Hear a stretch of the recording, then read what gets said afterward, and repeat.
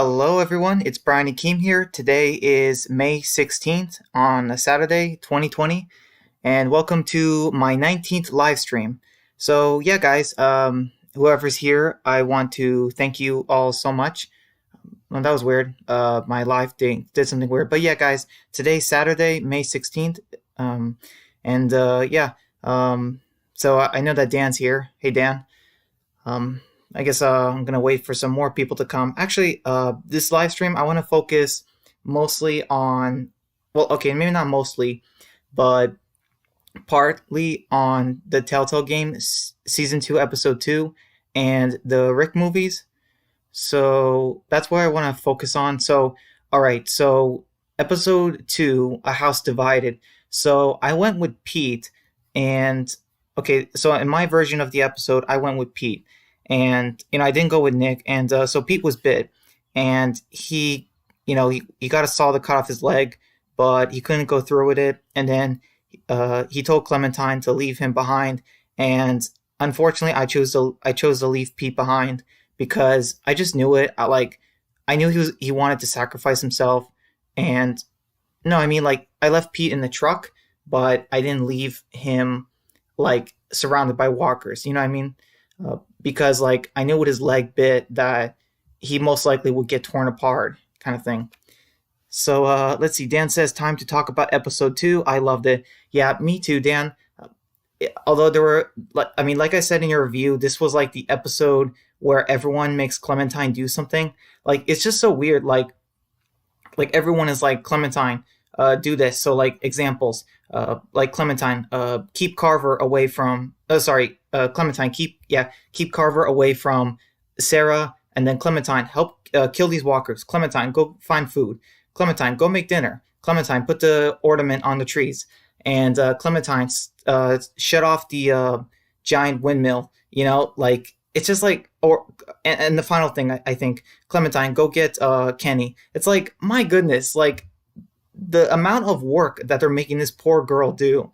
It's just like, come on, they're adults. Let's see. Dan says I left Pete behind as well. Yeah, me too. I mean, it made more.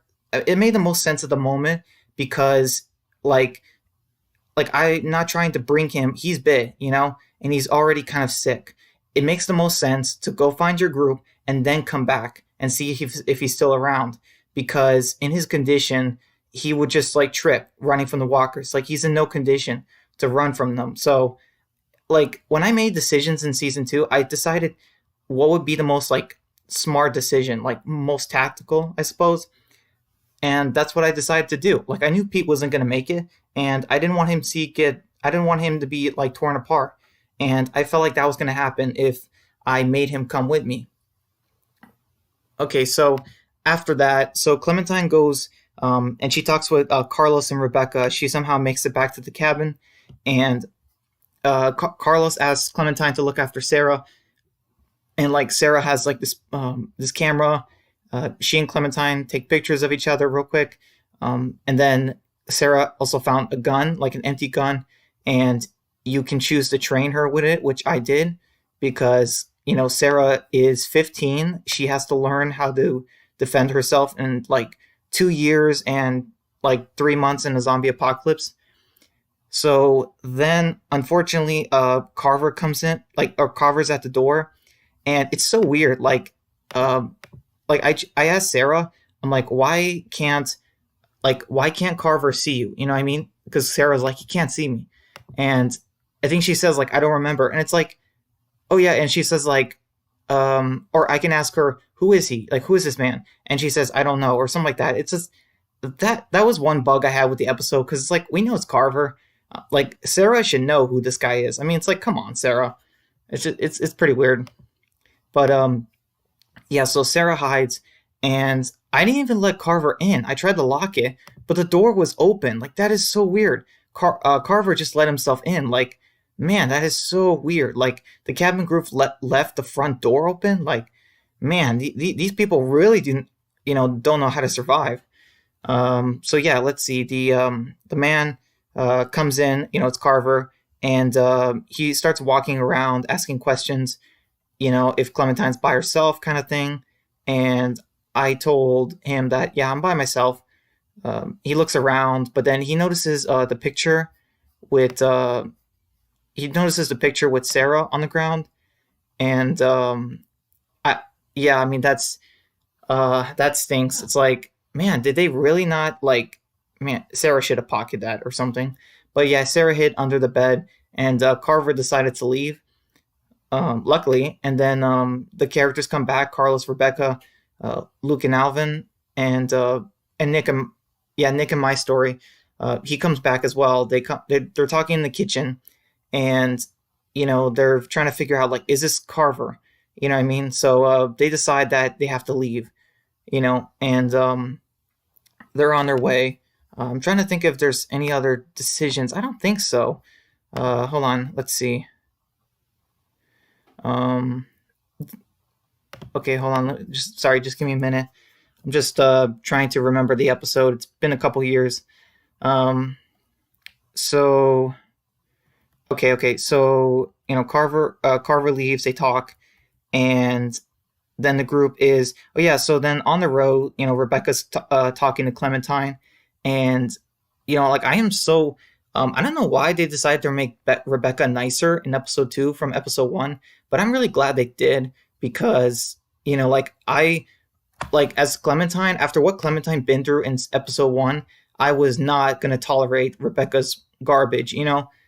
So I'm glad they decided to make Rebecca nicer in episode 2. And I made this joke on on your review, Dan, about how Clementine burned her so bad that she decided to chill. Like, I don't know why. I mean, it's not a joke that I made up. It's pretty common, but still, I just think that, given the explanation, it's pretty cool. It's pretty good. All right, so Dan, you say Sarah is so annoying to me. LOL. Yeah, she is. I mean, I try to be friends with her, or I am friends with her, but she just really she doesn't know how to do things, and like, she doesn't understand important situations, and like Carver here, or like walkers or things like that. She doesn't really get it, and I mean, she's kind of annoying, but she's not like, I don't think she was like, it wasn't like Ben in season 1 where he was putting the group in danger. So it's not like that situation, but it is still kind of annoying. Let's see. So, Rebecca, apologizes and all that. Oh yeah, by the way, they also found, like, they found Pete's body, and like, yeah, so they find Pete's body, and Nick gets upset, and I guess they decide to leave.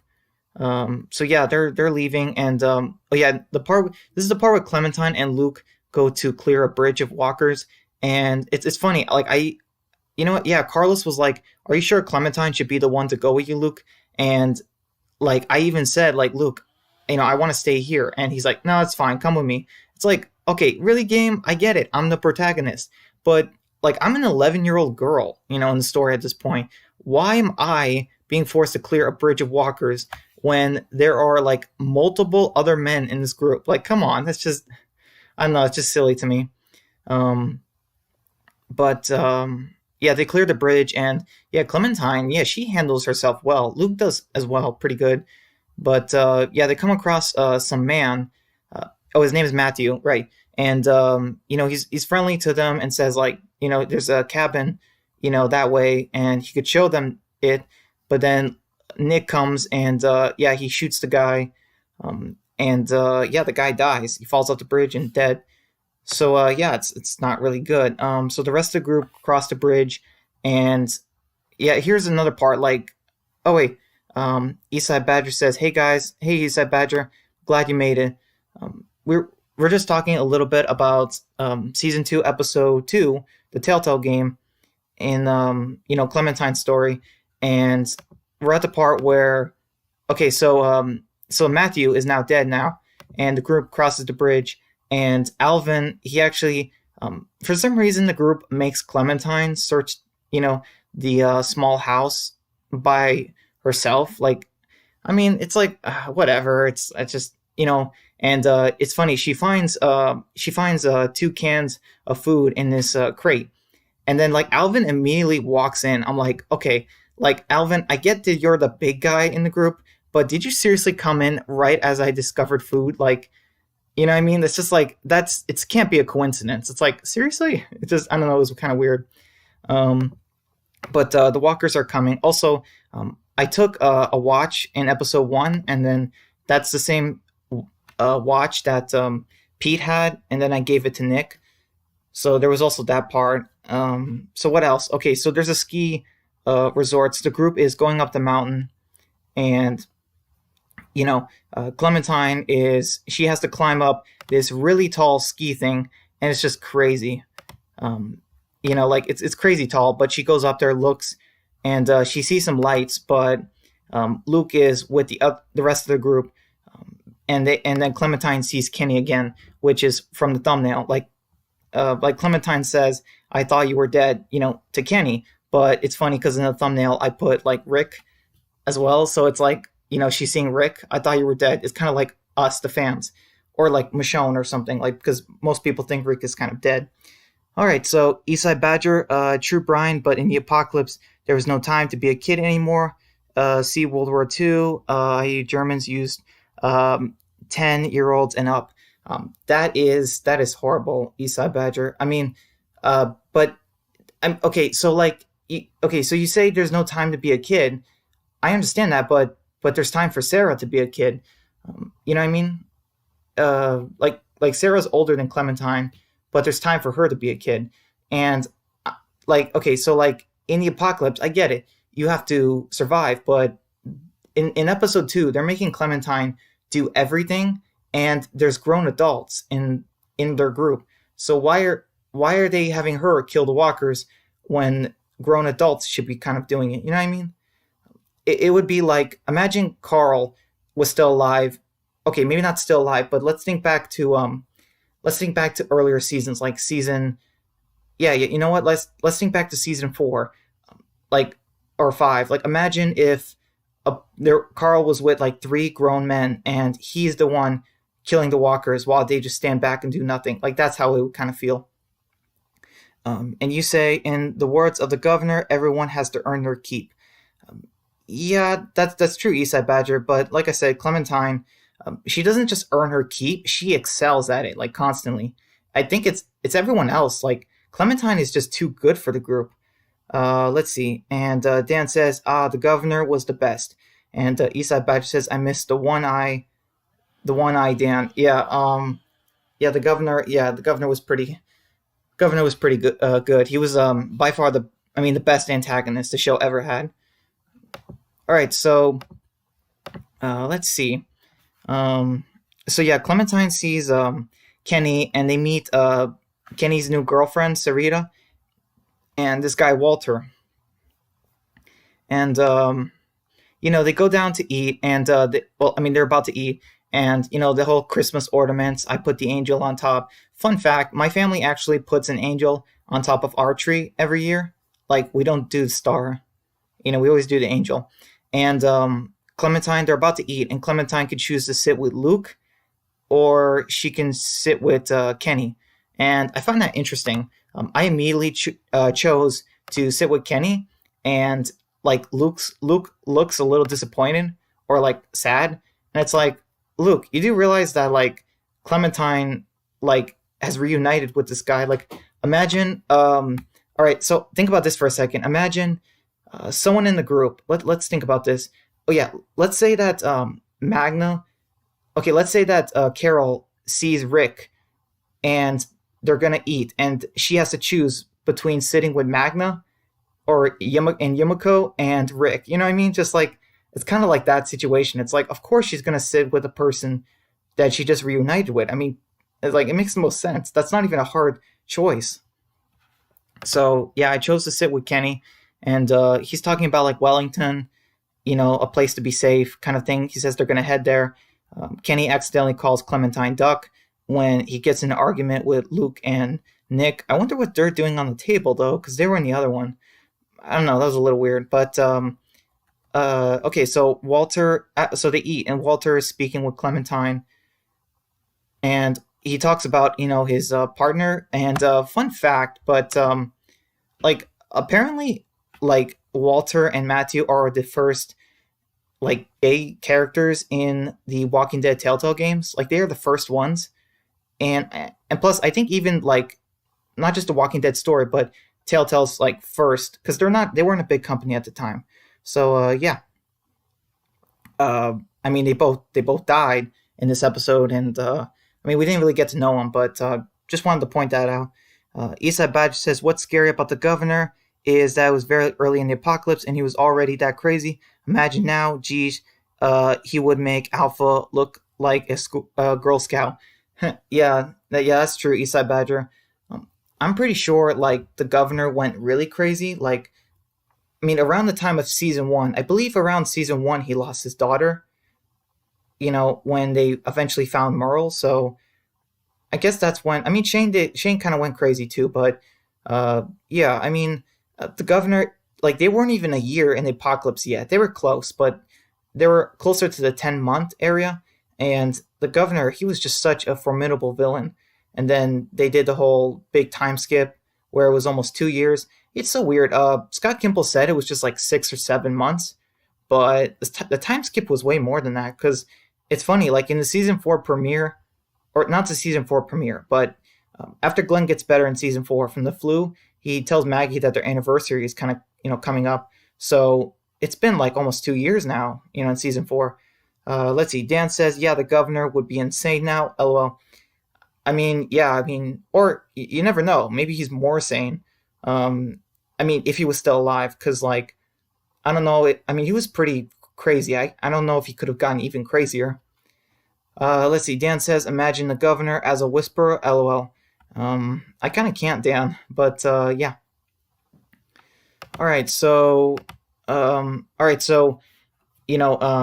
All right. So Kenny joins them, and they see Bonnie, and I do not like Bonnie. I mean, I don't hate her, but she sells the group. She sells them out, and it's funny because she says that she needs food for her family, and I knew she was lying immediately, and I know that because I played the 400 Days DLC, and she doesn't have a family like in that story. So that's a fun thing for you guys who have played 400 Days.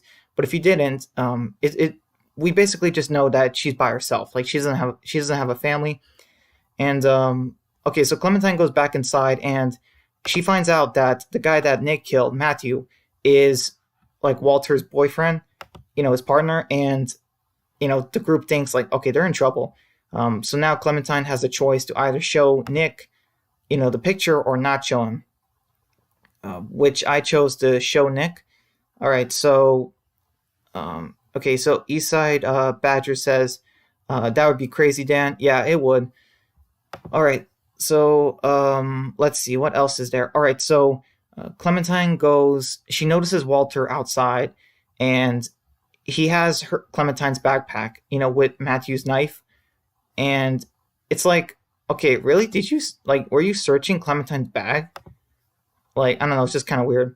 But yeah, Clementine, talks to Walter, or she's about to, and I don't know. I know you get the choice to either say Nick's a good man or he's just like everyone else, and I chose to say nothing, just because I wasn't really sure about Nick. Like, I didn't really know about him. Like, I didn't know him that well, and I mean, eventually, later in the episode, he is going to die because I didn't say anything.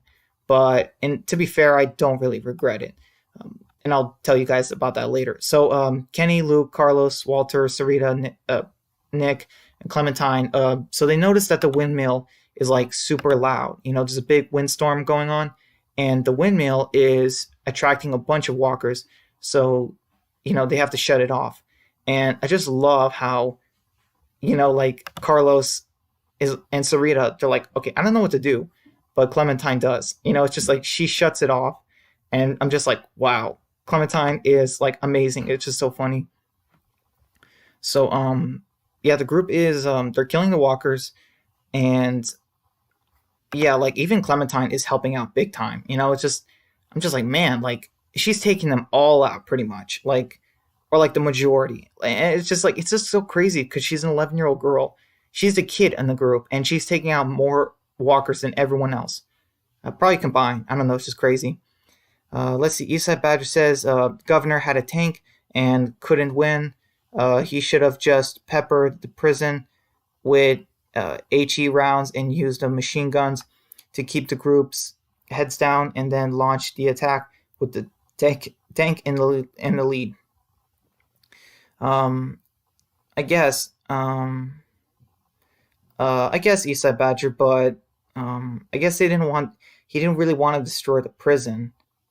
But I don't know. It's just so weird. Like, how did they have ammo for the tank? Like they didn't have to reload it. That was kind of weird. Like, don't tanks have to be reloaded after every shot? Dan says, so far I'm not liking Nick.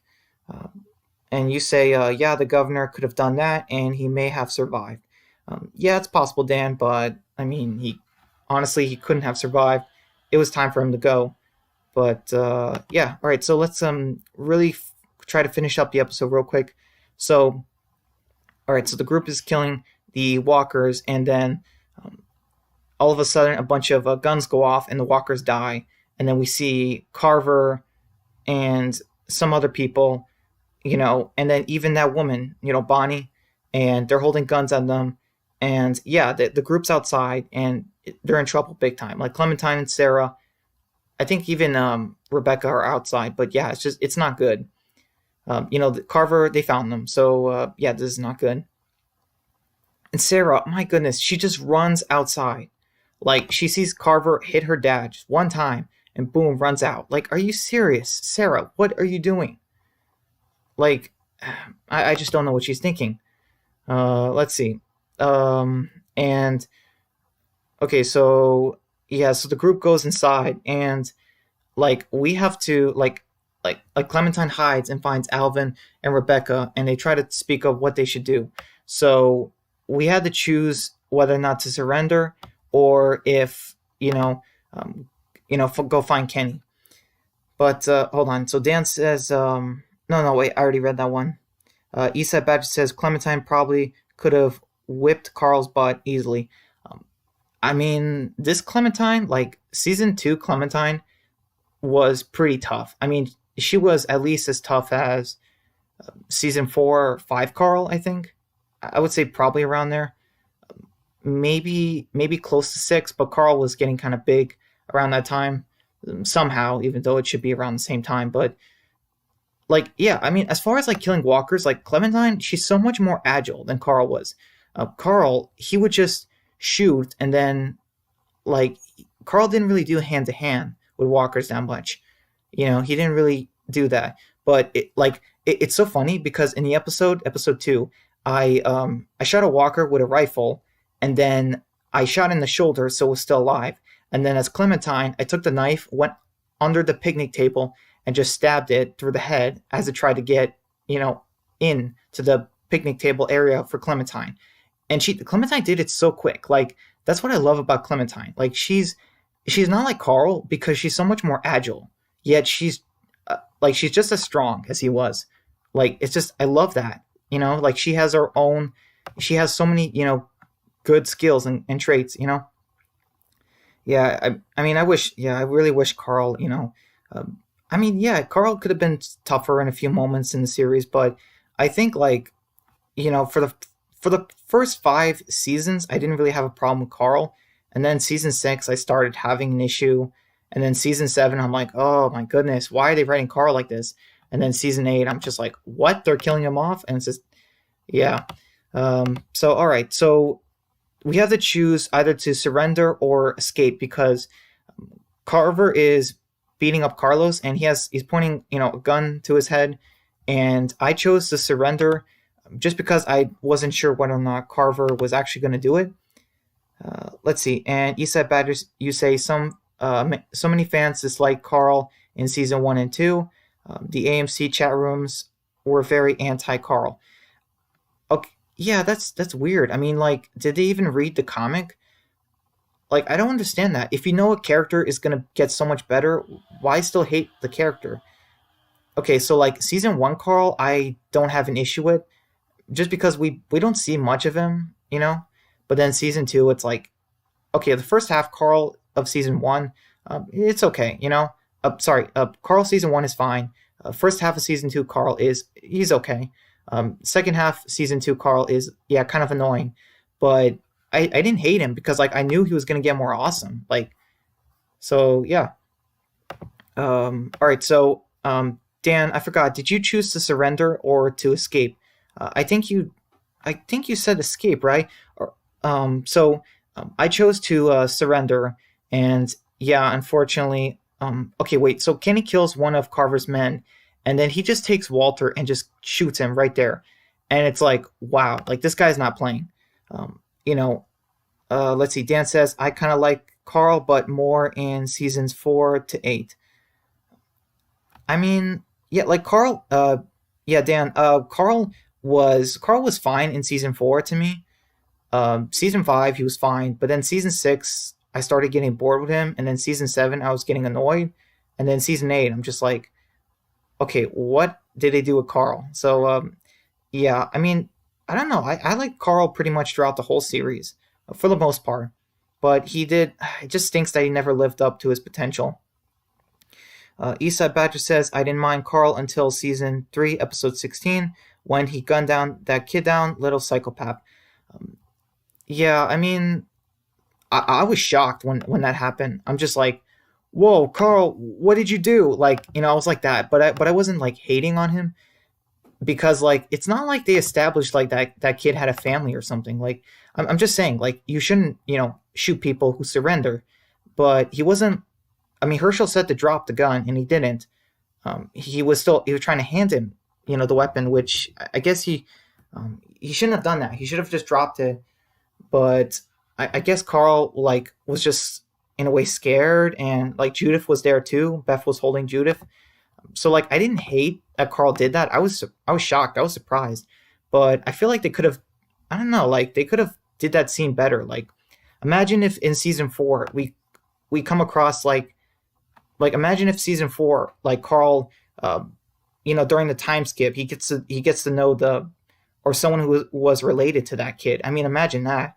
Imagine how crazy it would be if Rick brought some people back from Woodbury and one of them was related to the kid he shot. I mean, how crazy would that have been? But I don't know. It's just like I didn't like it, but I didn't like absolutely hate that scene. But I don't know. They could have done more with it. I feel like. But I didn't really think Carl was a psychopath because he didn't say something like, "Oh, I enjoyed doing it." Like he didn't say something like that. So I guess like I don't know. It's kind of mixed, but yeah, he shouldn't have done that. I do agree on that.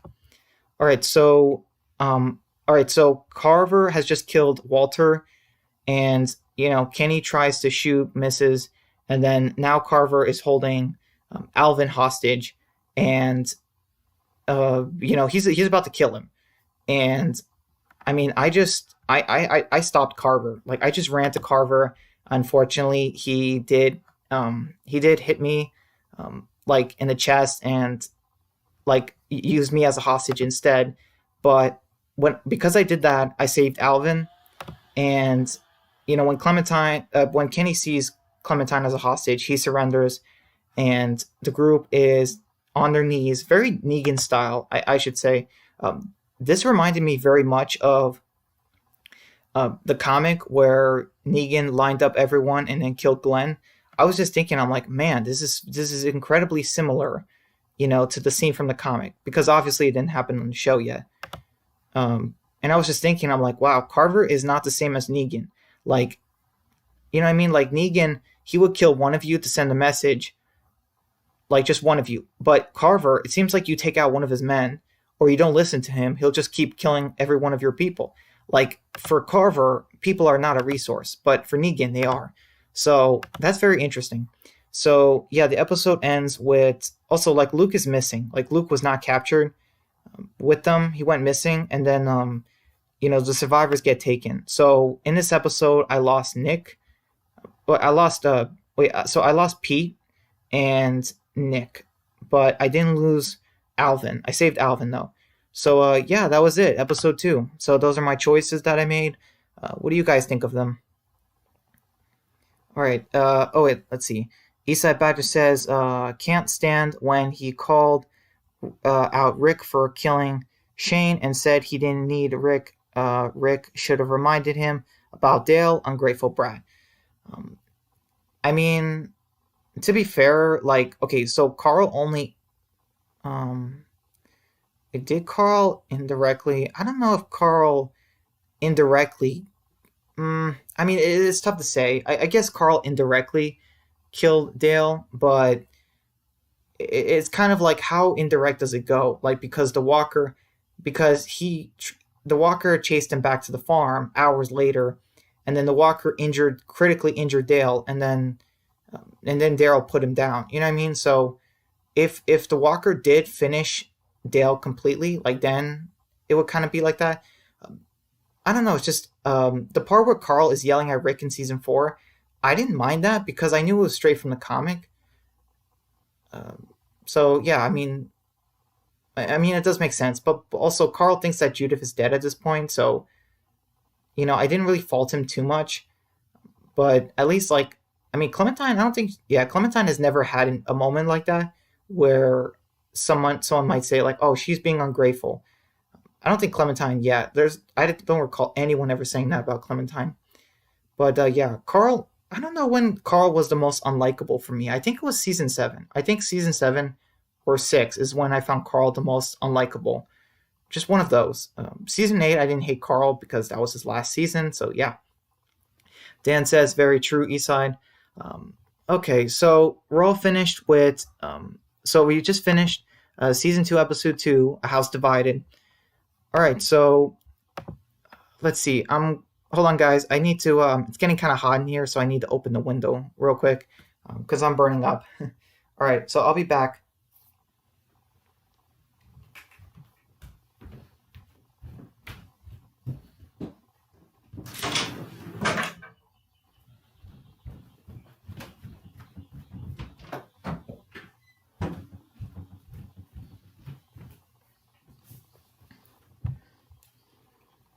All right, guys, I'm back. Man, is it just curious? Is it hot there for you guys as well? Because man, it's like 80 something for me right now.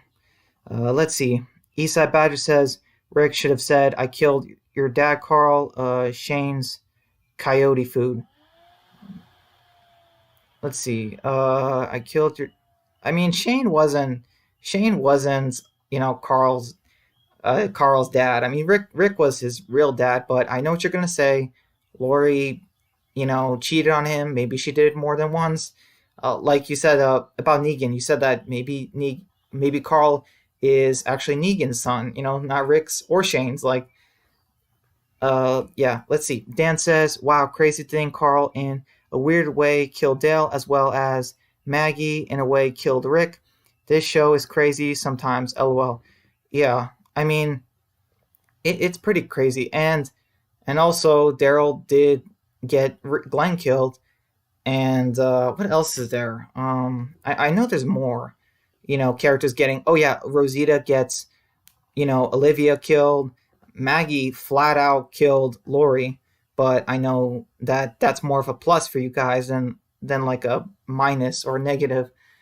All right, so about the Rick movies, I know that I remember Eastside Badger saying something about L.A. Like the mayor of L.A. is like the city is still in quarantine, so they can't film there. But I didn't know the Rick movies were being filmed there. I guess I forgot. I thought the Rick movies were being filmed upstate. So I just don't know. I think like I definitely see the first Rick movie happening in a few years. I can see it being done, but I cannot see a sequel happening or a third movie. I just don't see it. Let's see. Dan says, "Oh wait, you already said that, Dan. I'm sorry. It's starting to get a little bit cooler in my room now. Finally, since the window's open. But yeah, it's still like crazy hot. Yeah, I mean, looking back at the games, I miss them so much. Like I missed like the characters in these stories, and I just miss how good it was. Or uh, season 1, amazing. Season 2, really good. Season 3, not so great, and then season 4, amazing. So yeah, just the way all these seasons build up. It's just, man, I love Clementine's story. Like Clementine needs to, meet Rick's group. Like it's got to happen. Let's see. Dan says all I can say about the Rick movies is I need Rick back. Uh, yeah, I know, Dan. I know what you mean.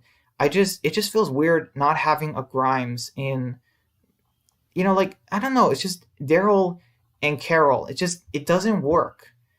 The way like I don't know, like they cannot do speeches. Like I'm not saying like we gotta have a speech every episode, but man, we gotta a speech couldn't hurt, here and there. Eastside Badger says Maggie hated Rick for letting Negan live, but was okay with Daryl getting Glenn killed. Yeah, she immediately forgave, Daryl for getting Glenn killed. And, I just thought about something like, okay, so do you guys remember when Daryl killed Fat Joey? Like, imagine if Gimple revealed that Fat Joey had a wife or something, and like imagine if like they made her a character. You know what I mean? Like, would you guys like hate Daryl more for murdering Fat? Let's just call him Joey because I think only Negan calls him Fat Joey, and honestly, like I hated Daryl doing that too. Like yeah, you guys said Eastside Badger, you said Carl was kind of a psychopath for killing that kid, but I mean he shot him in the head, but Daryl he beat in Joey's head in for no reason. Like he didn't have to do that. You know what I mean?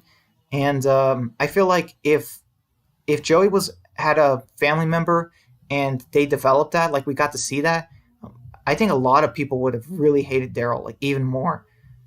Let's see. And Dan says Maggie is weird lately. Anyways, yeah, she is, Dan. And I don't know why people just get so angry about it. Like I say that Maggie has been gone for years, and they say, "Oh no, it's only been a couple months."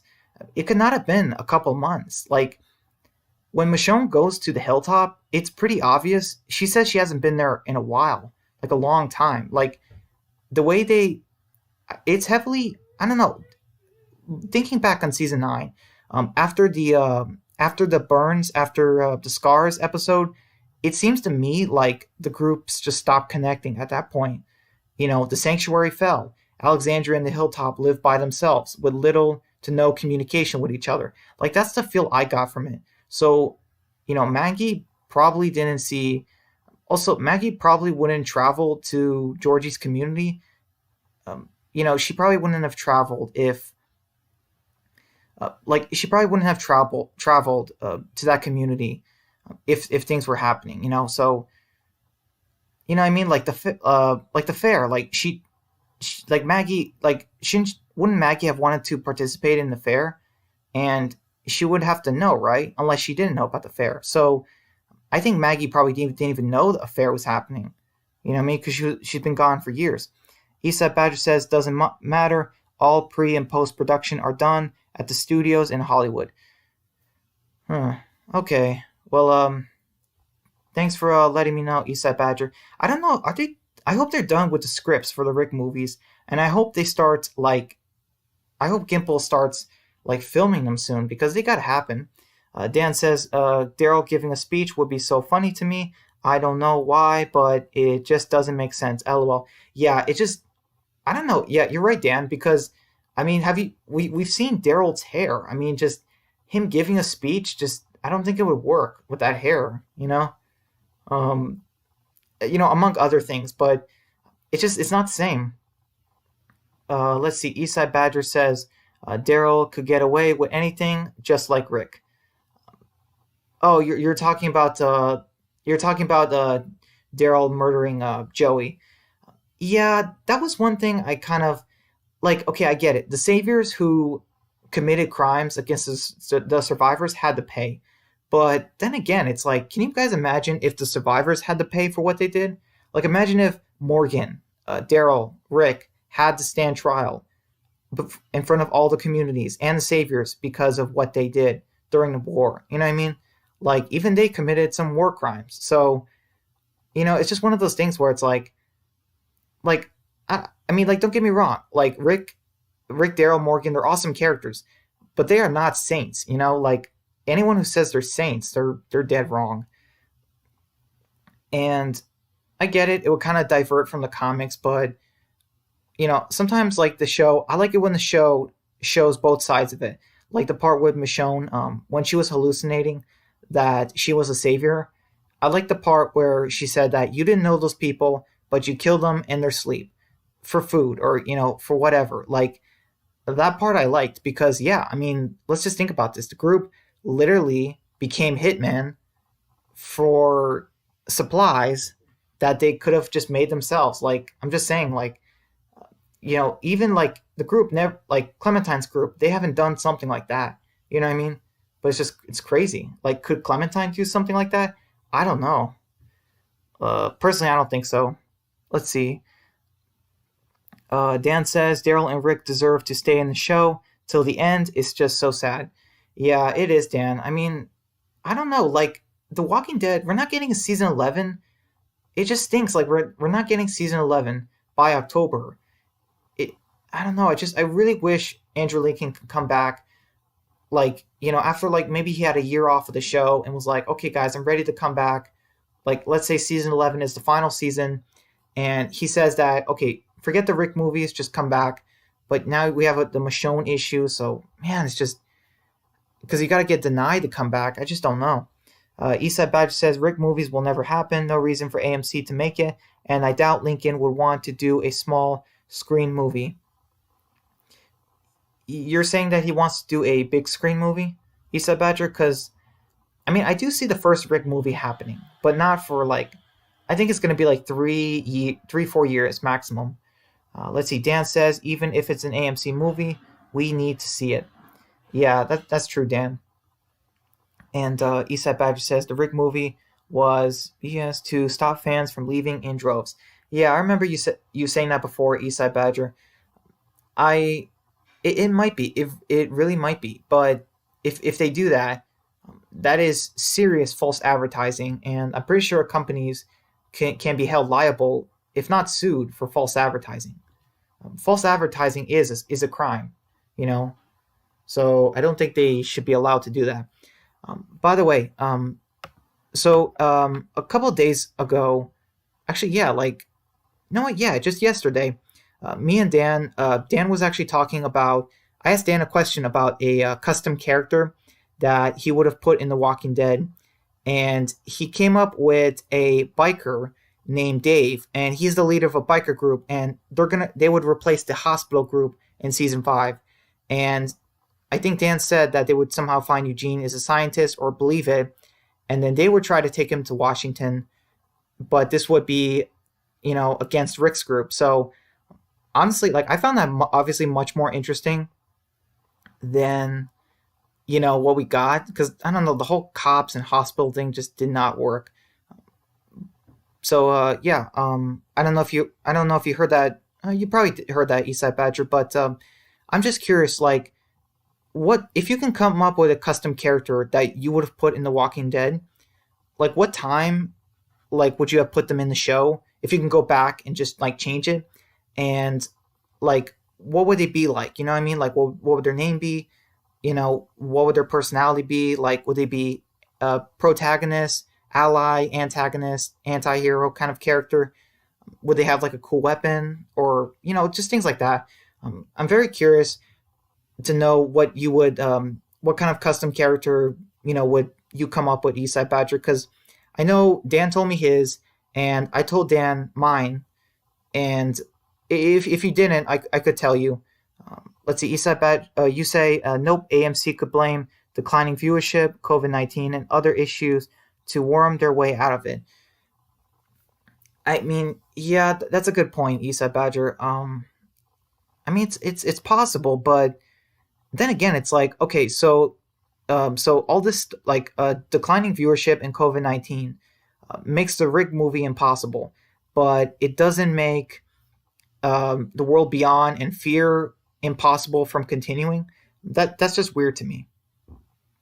You know what I mean? It's like, unless they say like they had to cancel something. You know what I mean? Like Fear season 6, 7. I mean, nobody asked for those, but the Rick movies people did ask for.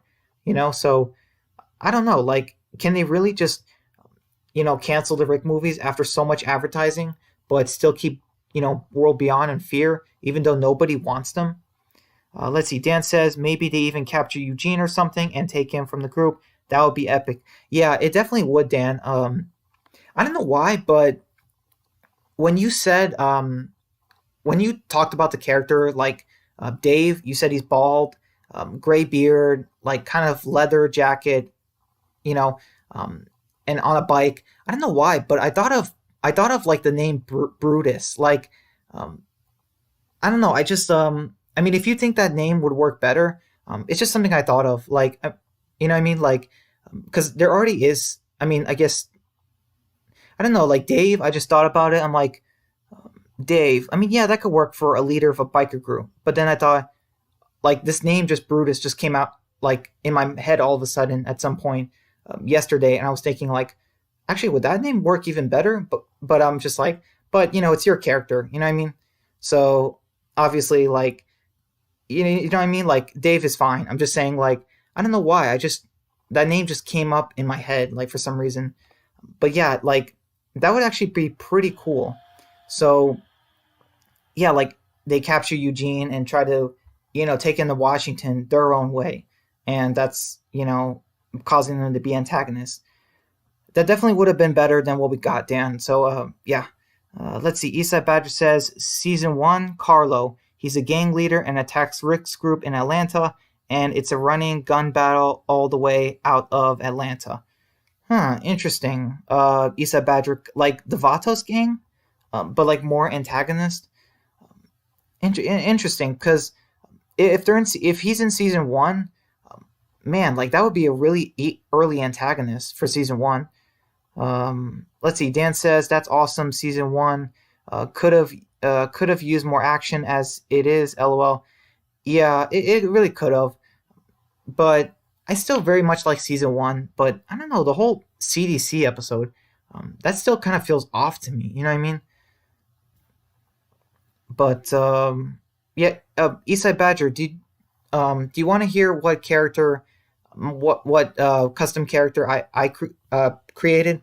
I actually had this custom character in my head for about 5 years, and I mean, like I made a video about him that I tried to get. I tried to get the character in Official Bricks' Lego Walking Dead season 10. In this like contest. Unfortunately, I didn't win, but I still love the character. And if you want, like, I can give you the link to my channel, or just like the video right here, or I can just tell you about the character. So whichever one you prefer. But as far as, by the way, this isn't. I can't confirm it, but I might do a live stream. My next live stream might be next week on Wednesday. So yeah, just an idea. Just a little bit of a heads up for you guys. Let's see. Dan says, I don't know what it is. I just don't like the CDC episode. I don't really know why. Yeah, I kind of understand it, Dan. The way you're describing it, because it still feels like a different zombie show. You know what I mean? Like the whole CDC episode. And by the way, something I was very confused at. Do you think it's weird that they never, when they met Eugene and he said he was a scientist, do you think it's weird that they never brought up the CDC episode ever again? Because I don't know, that's just weird to me. Like when Eugene says he's a scientist, like Glenn could have said, I was at the CDC, in the first few months of this thing. The doctor said this and that, you know what I mean? Like just, I don't think anything from the CDC was brought up again. Like they mentioned it, Lori mentioned it one time, but that was pretty much it. Like, it's just crazy to me that the CDC like didn't have much of an effect on the franchise. Yeah, there was the whole Jenner. He told Rick something, but he told him that we're all infected, but we didn't get to know until then. But yeah, I don't know. It's just an episode, a whole episode on it. Just I don't know. It felt weird because there was 6 episodes that season. It just felt a little off to me. Let's see. Oh wait, Eastside Badger says, thanks Dan, your guy's character would be great as well. Dan says Wednesday would be great. Eastside Badger says CDC episode just doesn't fit. Would have been better to do that episode in season 2. Yeah, or like they could have like came back to the Vatos. That could have been in the finale, because I still get people saying oh, where are the Vatos? Are we going to see the Vatos again? And it's like, guys, they're dead. They're gone. It's over. Like the characters have some guns that they gave to the Vatos. Like, I mean, sure, all the guns might look the same, but still, it's like, it's never coming back. The Vatos gang. So, yeah. By the way, guys, I'm gonna try and make the stream like 2 hours for you guys tonight. Hopefully, I mean, if you guys want. So we're gonna try and hit past 10 o'clock, tonight. So we should be ending around 10:20. So yeah, hopefully we can get to 2 hours. I was hoping Epic Zombie Killer would be here and maybe some other people. But yeah, Eastside Badger, you say the governor killed the Vatos. Yeah, some people say maybe Eastside Badger, but some people say it was Don's group. The hospital group. So I don't know. I just don't understand. Um, I mean, I get nostalgia, but Gimple never should have done the hospital group. Just because there's so many problems with them. One, if they were at the hospital this whole time, where were they in season one? You know what I mean? Like, what were they doing in season one? And also, like, just other things. Like, why revisit Atlanta? Like, I mean, besides Noah, there were like literally no survivors they got from that group, and I don't know. It's just, and then Noah dies a little bit later, so it's just like, what was even the point? Um, but yeah, hopefully I can make it to 2 hours tonight, with you guys. But if it's only you guys, I'm not sure if I can now, but we'll see.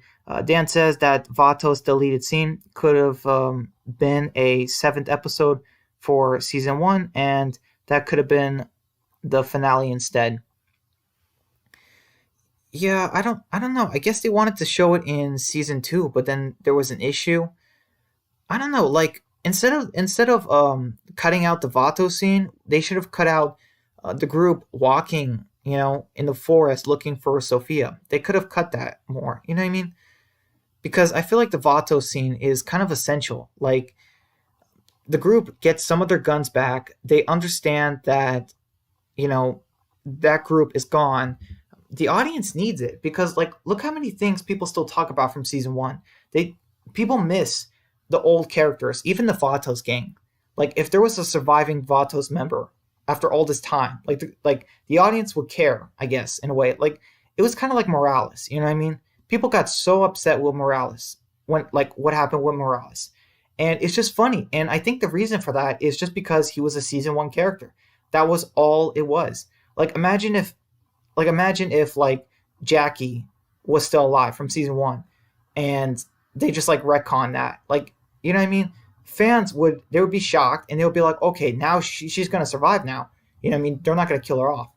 I think fans just want something from season one again, just because they want that nostalgic feel.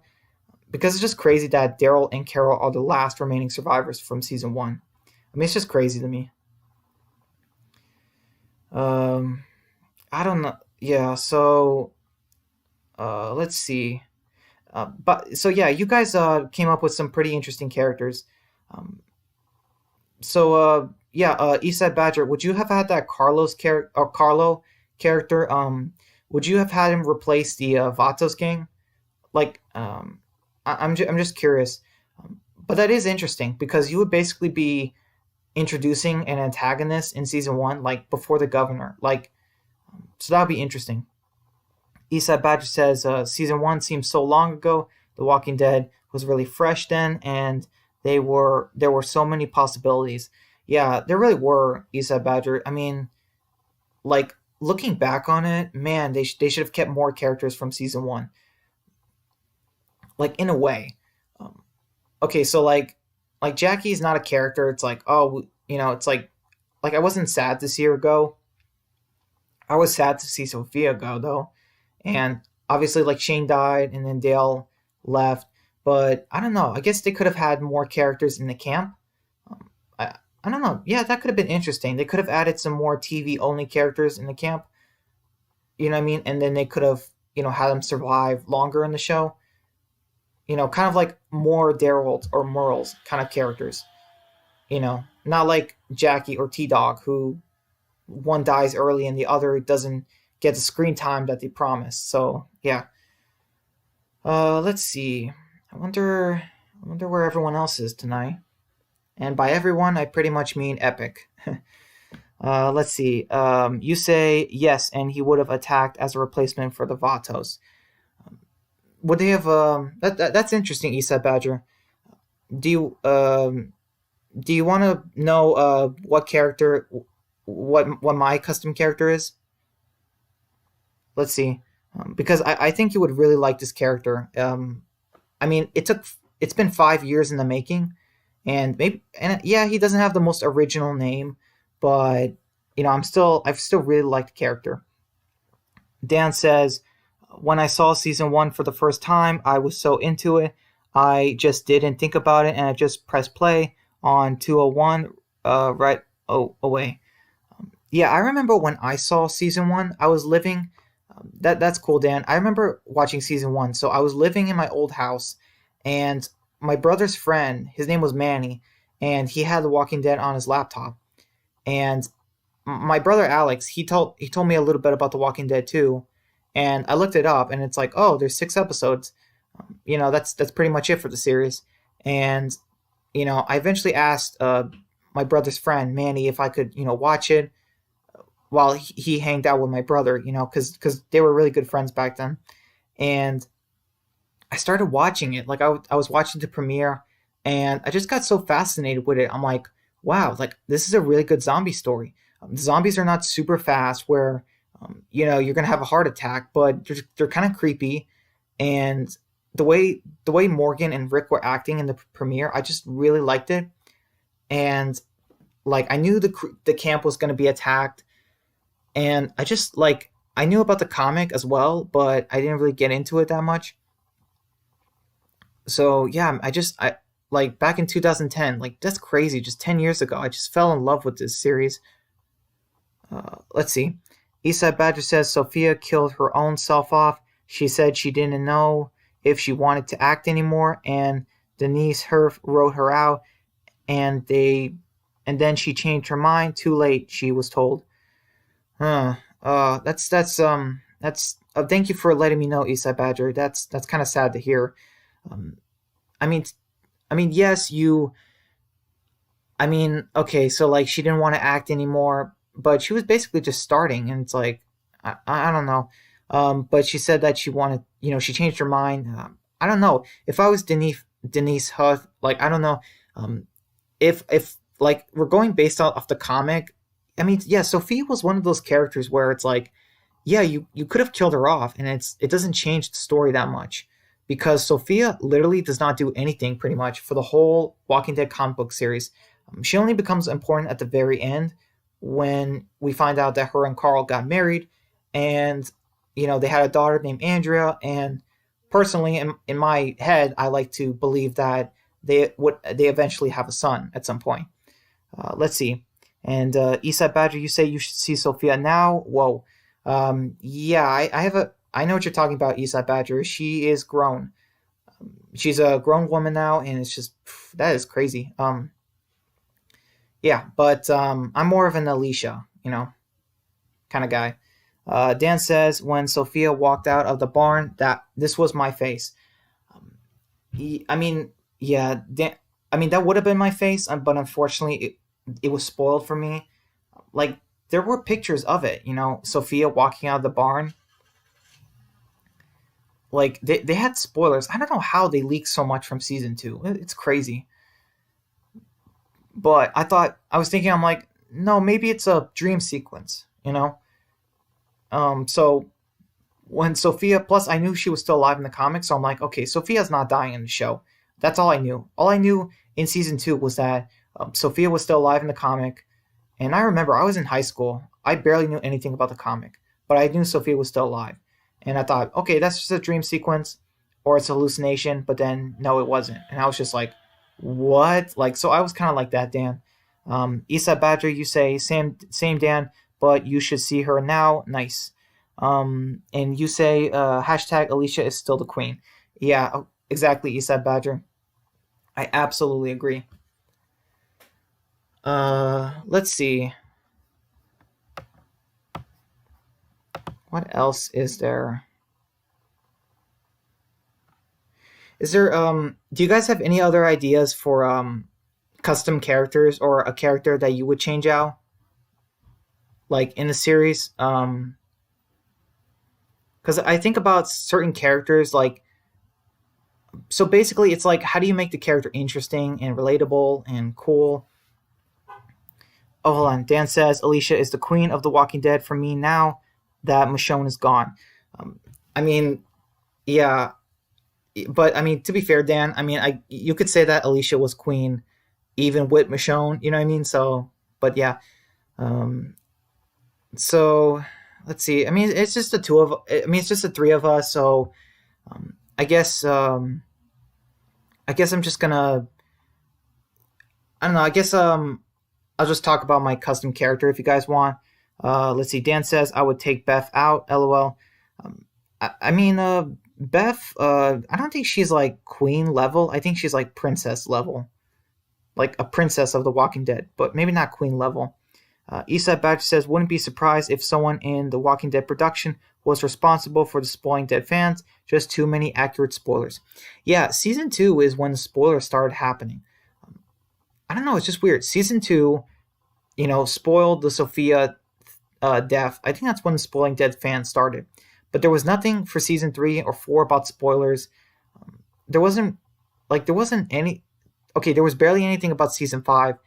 The only things about season five that got leaked, I think, was I think the Beth death, like the picture was taken, and then Tyrese's death, like the script was leaked, and then Noah's death, that was also leaked. But just those things, and then season six, not a whole lot was leaked except I think just the cliffhanger ending. But then season seven, a ton of things got leaked, and then yeah, it's just and then season eight with Carl, just like man. Dan says Spoiling Dead fans got away with too much. It's so annoying. Yeah, exactly, Dan. And I don't understand it. Didn't AMC say they were going to sue Spoiling Dead fans if they spoiled who Negan killed? Because I cannot believe AMC did not fall through with that. Like I'm sorry, but they should have taken action. They should have, I'm sorry, but they should have sued them or something. Because I just don't understand how that could happen. Let's see. You say now Spoiling Dead fans are closing shop. Makes me wonder what that means for The Walking Dead. Yeah, exactly, Eastside Badger. Makes me really wonder as well. All right, so let's see. Yeah, I'm sorry I keep bringing this up, but it's just that we still have like another hour to go, and you guys told me your. I mean, okay, so Dan knows my custom character, but like I just want to tell Eastside Badger, and yeah, Eastside Badger, I just want to tell you so you can tell me what you think. So, are you okay with that? Just talking for a little bit. All right, so okay, so like I said, this custom character I created for The Walking Dead. Wait, let's see. Dan says, unfortunately, I agree. I'm a bit worried. Yeah, me too, Dan. Hoping season 11, at least they do a season 11. All right, so my custom character is okay. So his name's Benjamin, and he's around 19 to 22 years old, and he's a very skilled survivor. He is a Caucasian American, and he is sort of like he's an ally to Rick's group. I would. Oh wait, Eastside Badger, you say sure, go ahead. Thanks, Eastside Badger. All right, so I'm gonna continue describing Benjamin. So, and like I said, this was 5 years in the making. Like, years before we saw Benjamin in the show, and then he got killed off. This was years before. Like I created this character, So anyway, yeah. So the thing about Benjamin is he's 19 to 22 years old, and he's an ally with Rick's group, and he is very different. Like he's not like a wimpy character. You know what I mean? He's actually a very well adapted survivor. And the reason for this is he actually comes from multiple groups, and he was the only survivor out of all of them. And this left him with a lot of emotional, physical, and mental scars. And because of that, he is very closed off with people. He's not easy. like he's not trusting towards people, but he's not evil. He's not like a governor character. He actually cares about protecting innocents, and he's very skilled hand to hand. Killing walkers hand to hand, or killing people because he's had to do it. Like he came across, he's multiple groups, and he's the only survivor. He's lost his parents and his adopted father and brother.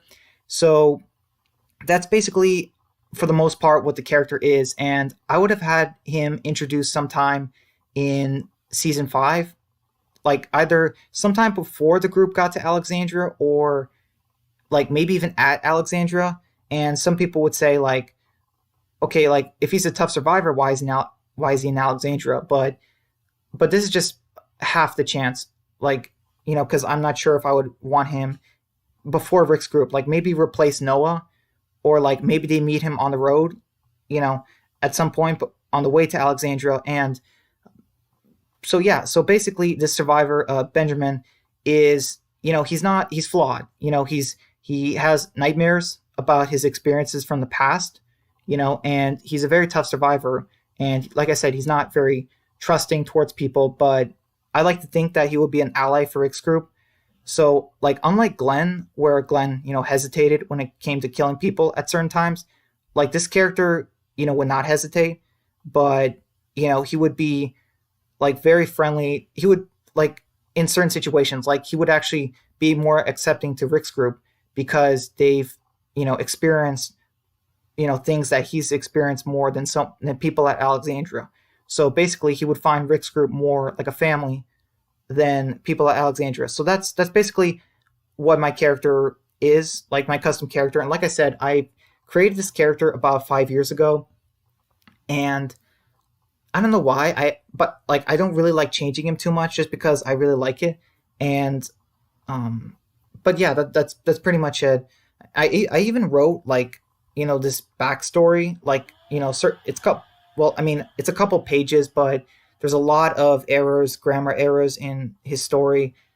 This story for my character, and unfortunately, I don't really plan on like publishing it anytime soon, or releasing it until I like fix those errors, but whenever that is. But yeah, so that's pretty much it. Sorry, I hope it didn't go like off on a rant there or anything, but that's pretty much it. I wanted to make an interesting and relatable character that we don't really see in the show, or like a character we've never seen before, and I feel like personally that's what I created with this character, and I don't think we've ever gotten that on the show or any of the shows. So yeah, so that's pretty much it. So honestly, you said Badger, just please tell me what you think. Let's see. And you say, I like your character a lot, definitely more interesting than mine. Ben sounds like a beast. Really think he would have made The Walking Dead better. Well done. Well, thank you so much, Eastside Badger, for saying that. I really appreciate that. Yeah, like I even had like he would kind of be like, he would kind of go off like on his own at times. Like like I just think like, yeah, he would have been like, he would probably go Rambo mode sometimes, like the way Carol did on the Wolves and the Terminus people. Like he would kind of be sort of a character like that. You know what I mean? A character that people would, when they see this character that's not from the comic, they would just be like, whoa, who is this character? Like he's not in the comic, and is he an ally to Rick's group? He's awesome. Like that's kind of how he would be. Oh wait, message retracted. Oh, hold on, Dan. Add moderator. No, that's weird. Dan, can you retype that? Because okay, yeah, Dan. Let's see. You say he could have been a great friend to Glenn if he survived. Yeah, absolutely, Dan. I think he would definitely find Glenn pretty interesting. Like he would definitely like be friends with Glenn and Carl, I suppose. Like he would kind of be like a big brother figure for Carl. Like he would be impressed with Carl somewhat, but he would also want to protect him as well. Like if the wolves attacked, he would probably like go looking for Carl and Judith, because even though he knows Carl is a tough kid, he wants to make sure they're safe too. Like that's the kind of character he is. And as far as like Glenn, yeah, he would definitely be friends with Glenn. And if he was with the group and Negan killed Glenn, he obviously would not have. I don't think he would have punched Negan, but he definitely would have been furious at Negan and wanted to kill him for killing Glenn, because that's something like it would kind of be like Aaron. Like I don't understand why Aaron blames Negan for what happened to Eric, but it's like it wasn't Negan's fault that Eric died. It was like Eric was just shot by a random savior. Like I thought Aaron was mad about Glenn, but I guess not. But yeah, thank you guys so much. It's really nice that like you guys really like my character, and I mean I really appreciate it because I mean like I've said I've been kind of working with this character for like 5 years now, but yeah I okay, that's enough. I've been talking too much about this character. I might go a little bit too much, but yeah. Let's see. Eastside Badger says he would have been perfect for season 5 on the road. Yeah, I think so. By the way, like Eastside Badger, I could send you the link on my channel to like a Lego version of him if you want. It's in my channel. It's if you go to my videos, it's just character contest entry for official bricks is Lego Walking Dead. So like if you go to my channel about like 5 months ago, sometime after episode 7 for season 10, like you should be able to find him. But yeah, like I don't know if On the Road or Alexandria would have been better, but definitely I do agree with you, Eastside Badger. The perfect time I think for if my character was put in the show, it would have been on On the Road, and it would have been perfect because Rick's group, they're not sure if they can trust this kid because let's just say he's 20 years old, but they don't know what to think of him because he's very skilled at killing walkers, and people if he has to, but he's not like, a jerk or anything. Like he actually experienced, like even Rick and Daryl, they start to notice like this kid, like he probably experienced as much as we did. Like that's what would be interesting. And people from the comic, they would be watching this and being like, okay, who's this character? Is he going to betray Rick's group? Who is he? And that's what's cool about it. He would be loyal to Rick's group, because he relates to them so well, like a new family. Let's see. Eastside Badger says you have a creative side, both you and Dan. Well, thank you so much, Eastside Badger. Yeah, I mean, to be fair, like it took me 5 years to come up with this character, sort of, and he's kind of all I have besides the story I wrote about him. But yeah, but like I said, like that story that I wrote about Benjamin, his like backstory, it's nowhere near as good as the character himself, or just the idea. But yeah, and but thank you, Eastside Badger. Yeah, you and Dan also very creative, but like I kind of struggle. So yeah, like I struggle with writing. I do, but I'm so good at ideas, being creative. As well as you guys. Let's see. Dan says Aaron just didn't know who else to blame, I think, but it's not Negan. Yeah. When Aaron gives Negan that like angry look, I just thought it was like, like you still killed Glenn. He was our friend. He was Maggie's husband, and you killed him for no reason. But I don't know. That was just weird to me that he blamed him for Eric, and I'm like, Aaron, listen, I love you. You're, an awesome character. I love what the story has done with you, but you are not, I don't care about Eric. Like, I'm sorry, but do you guys agree? Like, I did not care about Eric when he died. Eric was just a plot device, you know what I mean? Or just, he was a filler character. He was only there to add some realism to Aaron. Like, that's it. Just so Aaron wasn't by himself. Let's see. But, yeah. Negan should not have been blamed for Eric. That was not his fault. I mean, for Pete's sake, like, I mean, okay, so like, did Tara blame Negan for Denise's death? No, she blamed Dwight. I mean, it's like, come on. Eastside Badger says, I will watch after the live stream. Oh, okay. Okay, that sounds good, Eastside Badger. I could send you the link if you want at the end of it. But yeah, I mean, it's just a Lego version I created. Honestly, like I wish I could have won that contest because if my character was in season 10 of official Bricks' Lego Walking Dead series, I would have loved that. Like, I would have paid money, to have that happen. But unfortunately, it didn't happen. He chose somebody else's, and I understand. But I still really enjoy my character, and maybe at some point I'll do something with him, but I'm not sure when. But thank you, Eastside Badger. I really appreciate that. You and Dan are, you know, I really appreciate this. Like, even though it's, only you guys here, you guys really help me keep going with these streams.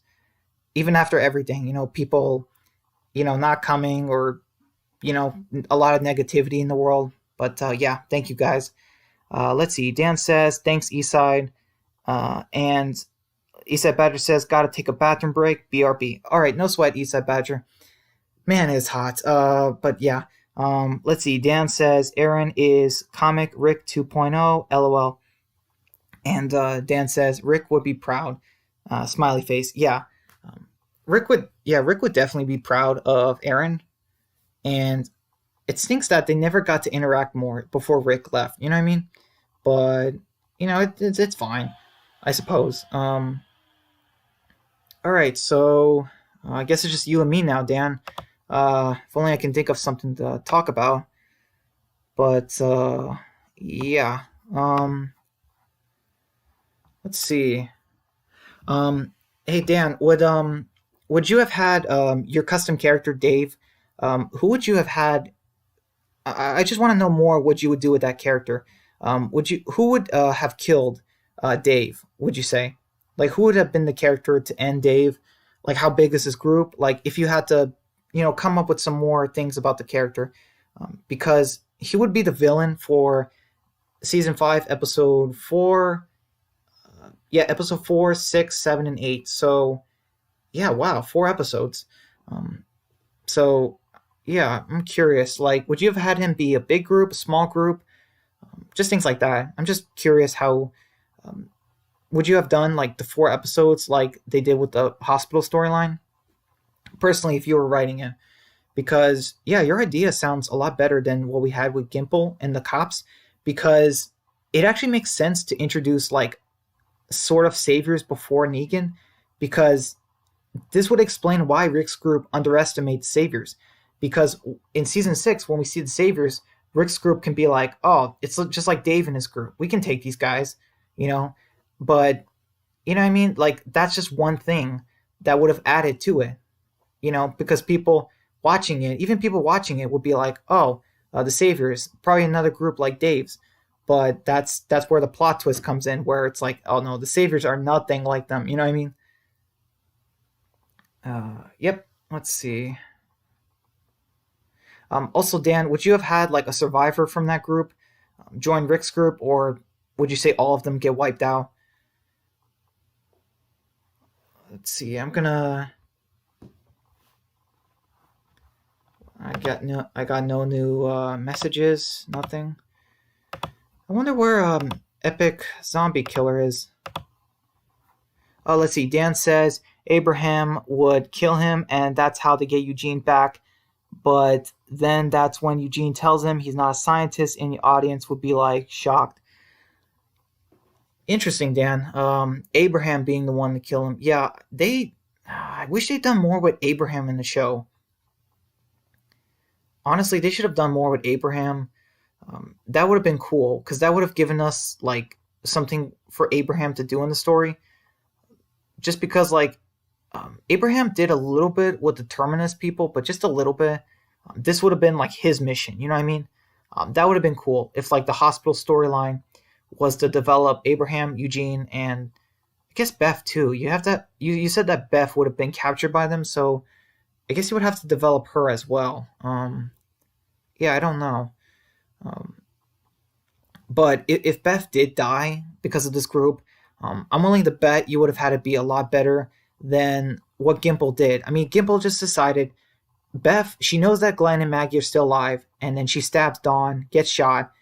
You probably would have written it a lot better than. No, what am I saying? Probably. You definitely would have written it better than Gimple wrote that scene, Dan. I'll just say that. I'm sure all of us pretty much would. Let's see. Eastside Badger, glad you're back.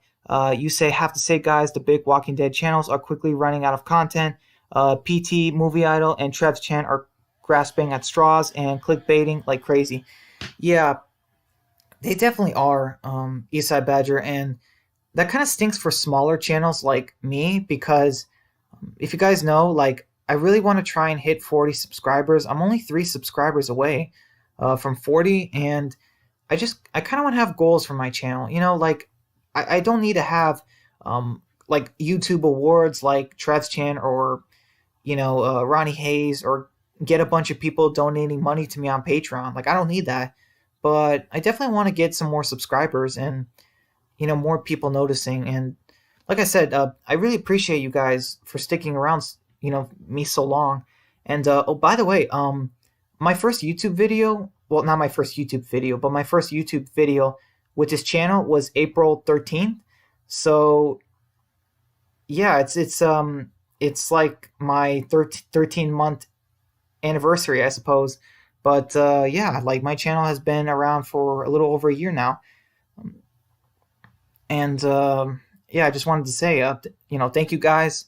I really appreciate it, and I hope we can, get a little bit more attention. It would be great, if we can just make the channel a little bit bigger. Let's see. Dan says that would be big for Abraham's character. Yeah, exactly, Dan. Like, okay, so like not just the flashback with Abraham finding Eugene's not a scientist, but developing Abraham in the first half of season 5 would have been amazing because we would have gotten the feel like, wow, this guy is a military veteran. Like he is a skilled survivor. You know what I mean? Because we got that in the comic, but we didn't get that in the show. Like Abraham in the comic, he was taking a pitchfork and killing like walkers with it, like a bunch of them. But in the show, Abraham got mad and then he like tripped and then ripped a walker's arm off. Like I don't know, that was weird sometimes in certain scenes. The part where Abraham and Rosita go to the RV, Aaron's RV, and what happened with that walker? I don't remember what happened, but it looked like he ripped his arm off or something. I don't know. That was weird. Dan says Trev's Chan 2 is driving me crazy with the conspiracy videos, to be honest. Yeah, exactly, Dan. That's kind of why I stopped watching him. I mean, I stopped watching him a while, but I saw his conspiracy videos, and I'm just gonna say this channel will not be a conspiracy video or conspiracy channel. I mean, you guys know where I stand. I'm a Christian, but I will not get too much into politics. I know what's right and what's wrong, and I'm just gonna leave it at that. If I agree with something or disagree, I'll let you guys know, but I won't go off on a rant. This channel will primarily focus on Walking Dead and being honest. That's what I value on this channel, honesty, and it's more important than expanding this channel or getting viewers, I suppose. Like I don't want to make conspiracy videos. Let's see. Eastside Badger says, I will try to get you some subscribers, Brian. I have some friends that watch The Walking Dead. Well, thank you so much, Eastside Badger.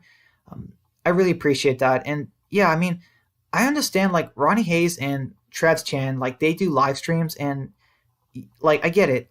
Like I used to be in those live streams. I wanted so much for my question to be read out loud, but they would ignore me like half the time. Like Trev would ignore me 90% of the time, and Ronnie Hayes would ignore me like more than half at least. And I couldn't do it anymore. It's just I'm sorry, but like Trev Chan and Ronnie Hayes, they're so big that they ignore, like everyone, like a lot of people. And that's just sad. Like they're so big that, we get forgotten. You know what I mean? And I don't want that to happen on this channel. And I can promise you guys it's never going to happen. Mostly because my channel is too small, but also because I appreciate and value, each and every one of you. Because you're not replaceable, to me. So yeah. Let's see. Eastside Badger says, what's he doing, Dan? Dan says, talking about Trump and bunch of conspiracy theories. Eastside Badger says, oh, right. I already read that one. But yeah, thank you so much, Eastside Badger. If you could, that would be great. I'm trying to get some more, not only more subscribers, but, a few more people on these live streams will really help out. And Dan says, let's give Brian more subscribes or more subs. Why do I say subscribers? But thank you, Dan. I appreciate that very much. And I remember, thank you for that shout out earlier on your video today about Negan. I mean, I don't. I guess some of those people that you told have better things to do, but I mean, it's not a big deal. It's just I really wish we could have gotten some more people, just to know my channel is expanding. But unfortunately, sometimes it feels like it's shrinking. Eastside Badger says he's Canadian, right? That's right. Why is he worried about that? Yeah, that's a good question, Eastside Badger. Trev's Chan is Canadian, so talking about America is a little bit unnecessary. You know what I mean? Dan says, I know it's like, what's the point? LOL. Yeah, like, I don't know. I guess American politics are like the top discussion, not Canadian politics. Let's see. Eastside Badger says Trev's Chan and Ronnie did live streams for money. A donation, a donation gets you noticed. Yeah, yeah, that's true, Eastside Badger. I know that, but unfortunately, not everyone can donate.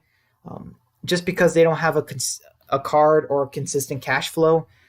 I mean, I kind of do, but I also need to save my money, and it's just I just don't want to spend money just to get my question noticed. You know what I mean?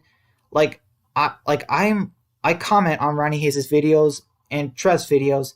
I'm loyal. I'm watching every one of them, but like if your loyalty is not rewarded in some way or at least appreciated, then sadly I just don't see the point anymore of being in that of being a part of that channel. So yeah, um, it's a sad truth, but I think it's true. Dan says, to be honest, I love Movie Idol, but he is definitely better than Trev and Ronnie right now. Um, I think so too, Dan. Movie Idol doesn't care about expanding his channel that much. At least it's not as much as they did, or they do. But Movie Idol he starts to do other things like other shows like Creep Show and other things like that. I will not be reviewing that on this channel. Other besides The Walking Dead and like Fear and stuff. I'm not really gonna do other shows. You know what I mean? Not unless it's like amazing or there's nothing else to talk about. But yeah, that's pretty much it. Like, I mean, I want to expand my content, but not too much. You know what I mean? Just because my channel is not too big at the moment. Like, if Walking Dead is not popular like that much, then other content is not going to make me more popular. Let's see. Eastside Badger says Trev became a Walking Dead troll farm, and Ronnie was never a fan of The Walking Dead. Um, I think that he was. Yeah, I'm okay. I think he kind of is. So what I mean by that is I think he loves when it's popular and when it does right things. But if The Walking Dead is not popular and um, like it makes mistakes, like he's not really going to talk about it too much. So as far as Trev, yeah, his channel is a troll farm, big time, um, and he does other things but Walking Dead. And Ronnie Hayes, he cares about expanding his channel so much. I think he cares about it, unfortunately, more than the audience. And I was waiting. Like Ronnie Hayes promised some Walking Dead videos, like the comic cover breakdowns, and he never delivered, unfortunately. And it stinks because I wanted to see him talk about the covers for the last couple issues and how they relate to the story. Because I loved his comic cover breakdowns, but I mean, I get it. He's got a daughter, but he focused on so many other things, and I feel like he lost interest. Eastside Badger says, I would never donate to a mega channel. They get 5 to 10,000 bucks a month from Patreon. That is crazy, Eastside Badger. I mean, there's some Patreon people who get so little. I mean, it's crazy. I don't have a Patreon, but I know some people do. Um, yeah, I mean, okay. I will say this: some people on Patreon sometimes they deserve um, like the Patreon money, and sometimes they don't. Ronnie Hayes and Trev do not need more money on Patreon. I'm sorry, but they don't. Some other smaller channels do. Yeah, like the people like I recommended last time in my live streams. Like those people deserve those smaller channels. They deserve Patreon money. More than Trev or Ronnie. because you know they do content consistently or they're working hard on it. If you're not working hard on your content and you're not telling people how much you appreciate, you know, their loyalty for sticking around you for so long, then I'm sorry, but you're doing it for the profit now at this point. Let's see. Dan says, yeah, Ronnie used to have good videos, but now he's not doing anything. He honestly should say it. He doesn't care about The Walking Dead anymore. Yeah, it definitely looks like that, Dan. I don't know. I don't know. Like, I can't really get in contact with him. Like, Ronnie Hayes, he doesn't really respond to your videos constantly. Sorry, not your videos. To your comments. Even if he doesn't have a lot of comments on his videos, he doesn't always respond to them. And um, I don't know. It's just updates and things like that. He just hasn't really done. I think that he cares more about growing his channel and becoming a like company or something more than um, being honest and giving great Walking Dead content. And that stinks, but I think it's true. Let's see. You say Susie Lou makes 10K a month for doing reaction videos. That is crazy, Eastside Badger. I mean, making that kind of money for reaction videos, like, is it because of Patreon? Like, it's insane to me. Some people really deserve Patreon money and they don't get it for working hard, and some people are getting it for swimming in money for so little. I'm sorry, but it's not right. Patreon is a good way, but I think it's being done the wrong way. You know what I mean? I think Patreon is right, but it's just the people who deserve Patreon money are not getting it. Like, okay, so like people like Official Bricks and Aaron Ninos and Stormy Dragon, like they deserve Patreon money because they work hard. They appreciate the people who watch and comment on their videos. Like they appreciate that, way more than Trev and Ronnie, but or probably this Susie Lou person, but they don't get Patreon money because I guess they're just not popular, like or something, and it's sad. It's just another thing to add to the world as far as things not right, but it's true. Oh man, it's really hot. Let's see, we've been going about an hour and a half now. Do you guys want to go for another half hour? I might need to get some water or something. But yeah, if there's anything else you guys want to talk about or anything, yeah, let me know if you guys want a topic. Oh, by the way, okay, so a few other things that I wanted to mention. Oh wait, you say the vaping device the vaping drives me nuts. He just sits there and vapes and vapes. Yeah. I don't like that either, Eastside Badger. I mean, I get it. He's a grown man. It's his house, his channel. But, I mean, it's not. I feel like he shouldn't be doing it when he should be more focusing on us. You know what I mean? Dan says, by the way, Nikki and Steven have some great Walking Dead reactions. I definitely recommend watching their channel. You can tell that they love The Walking Dead. Yeah, I've seen them, Dan. Thank you. I've actually watched them before, and I love their reactions. They are true, genuine reactors to the show, and I appreciate that. They're not. Also, I also watch Meg Stansfield, and unfortunately, she's kind of like taking a break from The Walking Dead, but like the reactions videos, just because I think her life is busy and people there's not a drive there's not a drive for people who want to see a reaction of season 2, so she's not going to do that, and it's just crazy. Like, but yeah, like Nikki and Steven, I watch them; they're great, but I don't watch their reactions for every single show. Mostly just Walking Dead.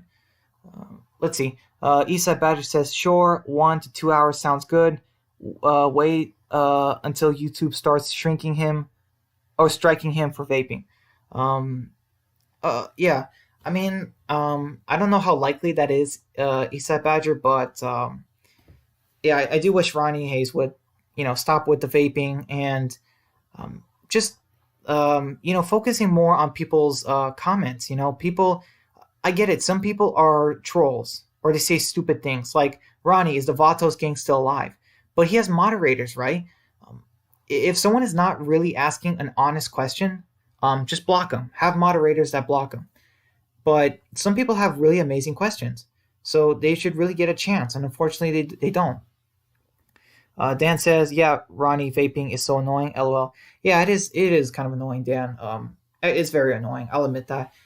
Um, because I want to be honest. Like, I don't like vaping. I don't think it's good for you.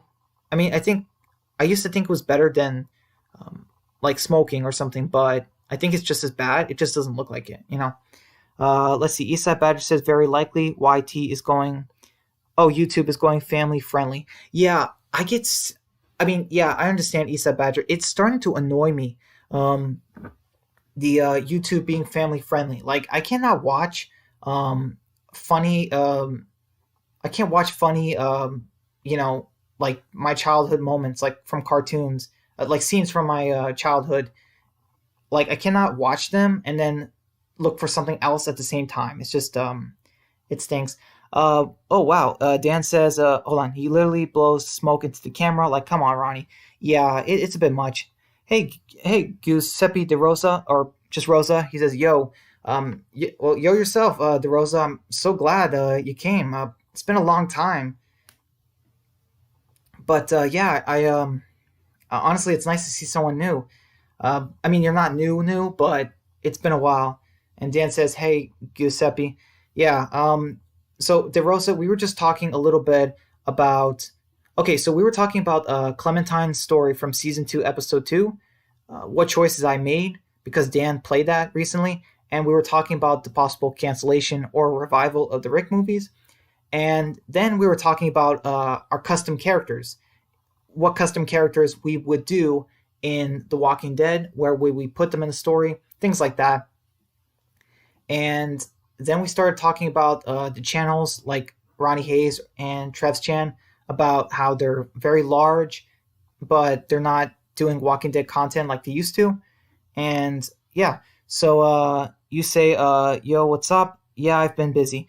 Um, okay. Yeah, I mean, I don't remember the last time we talked though. I think it was a couple months ago actually.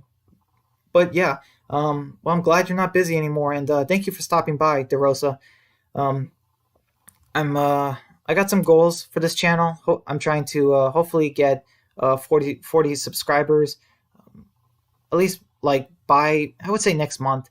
And oh wait, you say I'm usually in the super videos live stream because I'm a moderator there. Oh, okay. Did he do a video tonight? I gotta remember that. I don't want to do a video of with at the same time as super entertainment or super videos entertainment. Um, yeah, let's see. Dan says, yeah, super videos is awesome. Yeah, he actually helped inspire me to do the live streams because I remember like I would actually participate in his live streams and he pretty much read every question I had, and I really appreciate that. You know, he's very honest about The Walking Dead, like me, and he gets almost like every single question. So yeah, I agree, Dan. Super videos is awesome. Oh, you say, Isa Badger, you say, what are super videos? Well, he's a Walking Dead YouTuber like us or like me, but he does live streams, but he does live streams, but he's not like super big, I suppose. Like, he's not like Trev or Ronnie level, but he's up there as far as like Dan level. Uh, let's see. DeRosa says you want more subs, put more content, brother. Well, I mean, I'm trying, DeRosa. I'm doing live streams at least once a week, sometimes twice a week at most.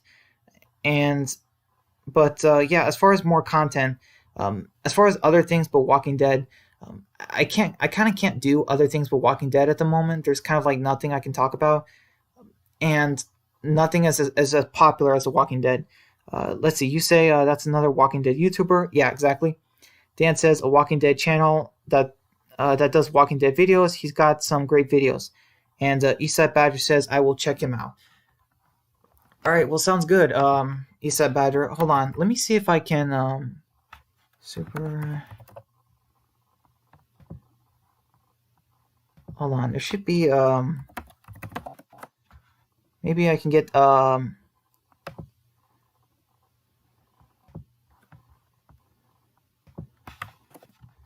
okay, hold on. Okay, this should be him, Isa Badger.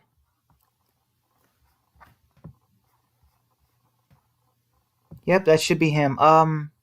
He didn't have a live stream recently, but I will say, Super Entertainment Videos, SVE, let's just say that, I guess.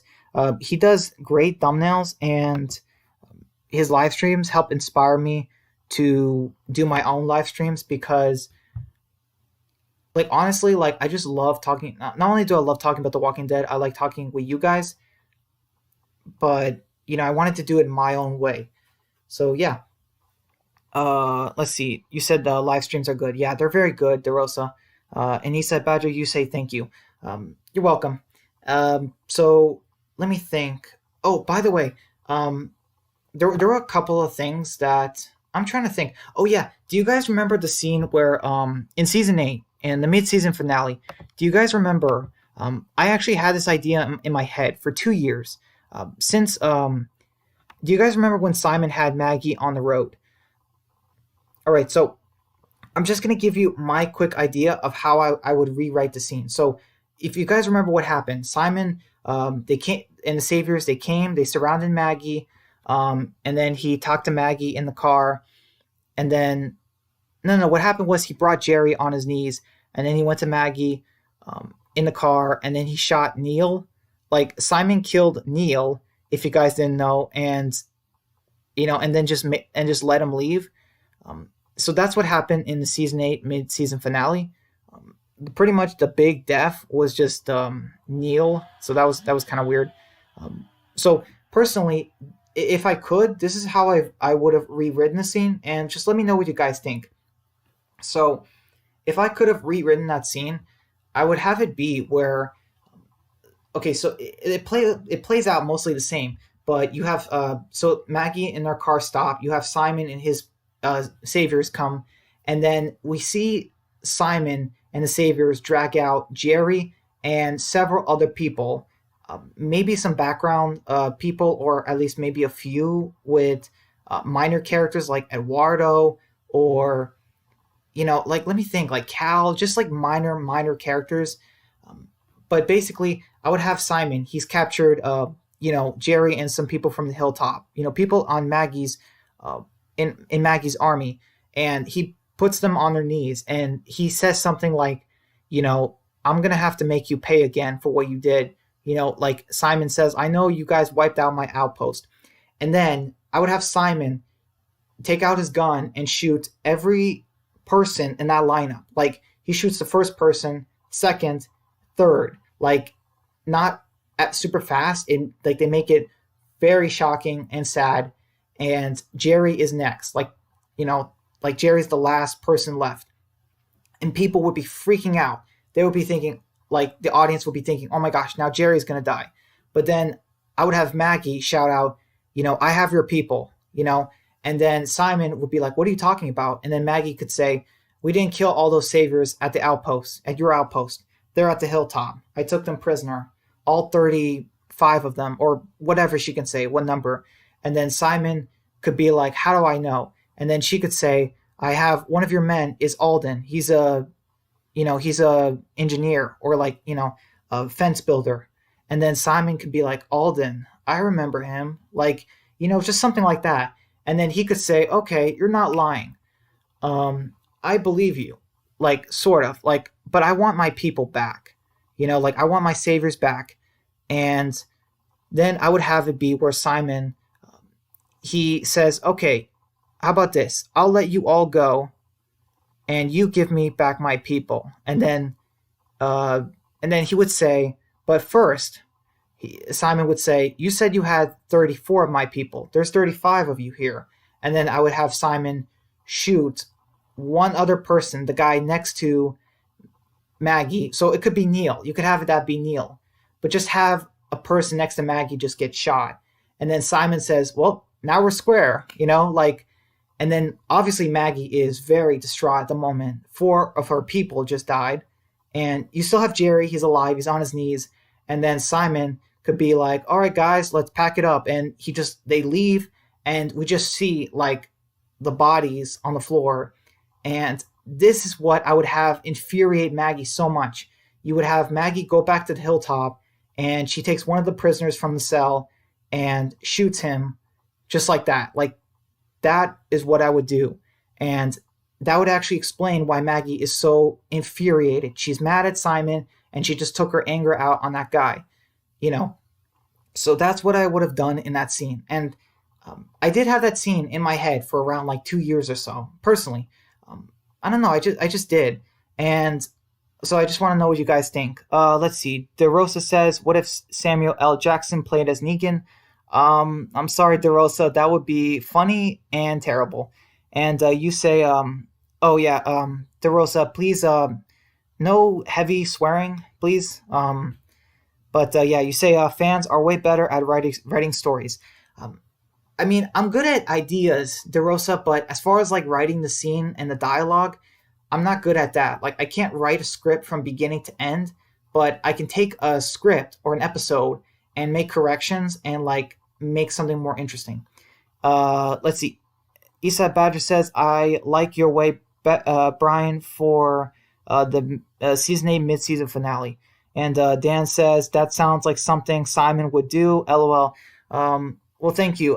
Thank you, Eastside Badger, and thank you, Dan. Yeah, I wanted to see this way the savior's being captured makes sense in the story. You could have the fans be scared that Jerry's going to die, and you could help explain why Simon lets Maggie go. This actually would explain why he lets her go, because he wants the saviors back. And then later in the season, you could have Simon, let's say he has the saviors and they're at the hilltop. Now you could say, we had a deal, like Widow, you know what I mean? You could call Maggie the Widow and say, we had a deal. I would let you guys go and you would give me back my men, like something like that. I feel like that scene would have been just so much better, you know what I mean? But yeah, I picture Simon, I don't know why, I just picture Simon doing that, just killing 3 people in a lineup.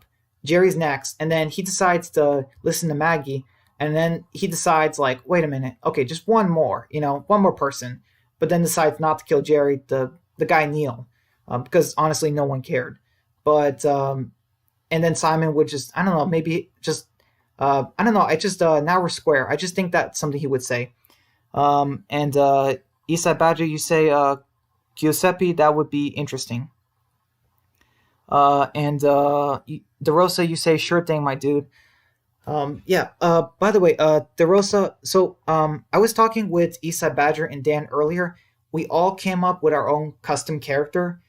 So if you could have any okay, so if there's any character right now that's never been in the show, or in Fear, or in the comic, like in a completely original character that you come up with, if you could have them in the show at a certain time, what would they be like? Like, would they be an ally to Rick's group, an antagonist, anti-hero?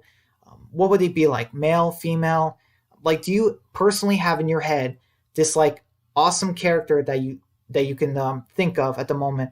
Because I really would like to hear what you think, DeRosa. Like, what character would you come up with that would be?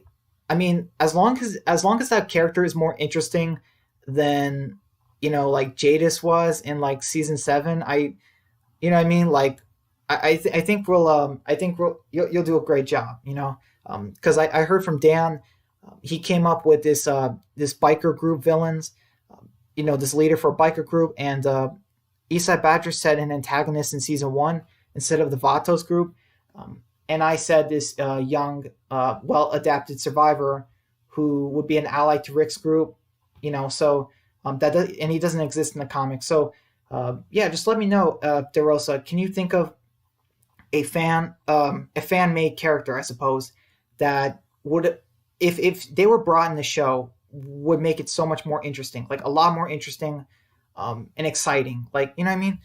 Because I would really like to hear what, personally, if you have a character like that. Let's see.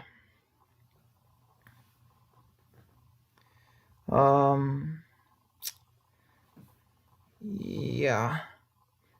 I know it's impossible, but it would be so awesome. Like, how awesome would it be if The Walking Dead had this contest where Angela King said something like, oh, wait. DeRosa says, I always wanted like a religious group that are like evil and have weird beliefs. Interesting, DeRosa. I think they did that in the novels, but I never read the novels. I know they're inconsistent, terrible. But as far as like religious group, they're antagonists. That's interesting. I'll say that. But yeah, like I guess I was thinking more like a character, but yeah, a group can work too. Um, that would be. Although, what season would you have them in the show? That's interesting. Because that's also at some point that's also something you have to add. Like, where would you have put them in the story?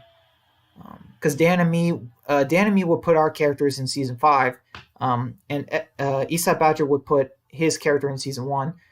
If there was a religious antagonist group, what season would you have put him in? Because actually, that's not a bad idea. Like, I think Last of Us Two is doing something similar to that, where where there's this group just killing survivors.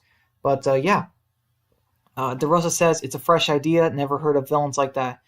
Um, well, I think the novels kind of did that, and as far as the Last of Us, they might be doing something similar to that, but it's still a pretty good idea, DeRosa. You say season five, okay, all right, season five. Um, yeah, that would be interesting because Father Gabriel's in the story too, so maybe they would think that he's one of them. That would be interesting. So I was about to say, guys, like how I mean I know it's impossible, but how cool would it be if Angela King like made an announcement and wait, let's see. Eastside Badger says, "Why are there no Canadians either? Fear could have been in Canada." Um, I mean, yeah, but I don't know. I don't know, Eastside Badger. I kind of like them sticking with the U.S. honestly, but not in Texas. They should never have brought him into Texas. They should have had Fear be in L.A. and then maybe stay in Mexico for a little bit. I don't know. Personally, I would have done that. Just give it something new. And DeRosa, you say the novels. I never read it. Yeah, it's the Governor novels, but I don't recommend them. They're horrible. I don't have any, but like I know people who've read them, and I've seen some lines like, and I checked the wiki. The novels are very inconsistent, um, just terrible, and they're badly written. They just don't feel like it's in the same universe. Don't even get me started with that Lily scandal that they did. Um, Robert Kirkman, I can't believe that he tried to trick the fans like that by doing the whole there's two Lilies. I mean, come on. DeRosa, you say I've always wanted a side character for Rick in the comics, like another Daryl. Um, and you say, but not Daryl. Yeah, that's kind of like my character that I came up with. He would kind of be like another. He would kind of like be like similar to Daryl and to Glenn. So he would be like one of Rick's right hand men, I suppose. Let's see. DeRosa says I have two of them on my table. I haven't checked them out yet. Oh, that's interesting, DeRosa. Um, they're just on your table, but you haven't read them. Yeah, I mean, you could read them if you want, but I mean, you have them, so it makes sense. But I just don't recommend them because they're just not good novels, honestly. And as far as like Walking Dead story, they don't add anything to the Walking Dead, like the lore, just nothing like that. And let's see, Dan says same. I have the Governor ones, but never read them. Yeah, the novels are just not good. I just cannot believe Robert Kirkman tried to trick the fans like that with the whole Lily scandal. Like, come on, does he really think that we're stupid? But like he messed up. Robert Kirkman messed up. He gave the rights to the Lily character, from the comic, to the novel people and to Telltale, and to save some face, he said, "Oh, it's two Lilies." Like, come on, Kirkman, don't do that to us. Like, people bought the novels, people bought the game, like season one, and you promised that was the Lily, and now you messed up big time. Just all right. So we're at almost 2 hours now. Oh wait, DeRosa says I guess I would want another strong leader like Rick. Yeah, it makes sense, DeRosa, because right now, like with Rick out of the show, we just need a character who can make speeches. Aaron doesn't really make speeches. Daryl definitely doesn't. We just need like a new Rick or something. It's just I don't know. Dan says Rick is the man. Yep, yeah, he is. Rick is the man with the plan. It doesn't always work though. His plans don't always work, but he's still got a plan. Um, all right, so I had this idea. I mean, okay, what do you guys think about this? So, would you guys love it if for season 11, like, what if Angela Kang said something like, the season 11, they're gonna like, what if Angela Kang said, Walking Dead fans, a fan made character will be in the Walking Dead season 11. Like, imagine if Angela Kang gave like like Walking Dead made an announcement, said, if you put this code in, your character will be reviewed, for a possible chance to be in the Walking Dead season 11. You know what I mean? Like, how crazy would that be? Like, how much do you guys think like people would just go crazy and being like, okay, I got to come up with a character so that they can be in season 11? Like, imagine if AMC is like, even like, we'll buy this character from you, but there are some rules, obviously, with the character. I suppose they cannot be like a copycat of a certain character. They have to be, somewhat original. I know it's impossible, but man, that would just be so awesome. Eastside Badger says, Kurtman was so burned out at The Walking Dead. I really think he was over The Walking Dead. Yeah, he definitely was. Eastside Badger. Robert Kurtman wanted. Kurtman said years ago that he had 107 more issues planned, and then he got tired of it with the characters. He wanted to do other things. He also didn't like that Walking Dead was the most popular thing that he made, and he wanted to be known for other things. But it's like, come on, Kurtman, just be happy that you made something as popular. You know as The Walking Dead. DeRosa says we don't really have a strong leader. Yeah, we really don't. Michonne's gone. Daryl is he's good at lead. Daryl's good at fighting and leading people on missions outside, but he's not good at. I don't think he's good at like coming up with tactics and like making speeches. He's not good at that. And DeRosa says ATM. Not sure what that means. Dan says, yeah, Robert wanted to just be done with it. Let's see. Eastside Badger says some channels are really pushing Rick's brother theory. Oh my lord. Yeah. I am definitely not talking about Rick's brother theory because one, Rick does not have a brother in the show. In the comic, yes, he did, but like, just no. The comic is over. We're not going to see Rick's brother because also Rick's brother is dead. He died in the first like week of the apocalypse. I mean, just come on. DeRosa says, "What if Kurtman sold The Walking Dead?" Well, I mean, it would depend on who DeRosa. Who would he sell it to? I mean, he kind of sold it to AMC, but it's like, it depends if they'll be good or bad. But I don't know. I mean, I don't know why he would sell it though. Um, I would be mixed. I would be happy, but also nervous. So I would be like, oh, okay, well maybe something good's gonna happen from this. But then also I'm thinking maybe something bad's gonna happen. Eastside Badger says now Kurtman will fade back into obscurity. Yeah, pretty much, Eastside Badger. I haven't. It's been a year now. I haven't heard anything from Kurtman. DeRosa says, what if Disney bought The Walking Dead? LMAO. Yeah, exactly. That would be crazy if Disney bought The Walking Dead. I don't want them to buy The Walking Dead. Disney owns so much already. Just no, please.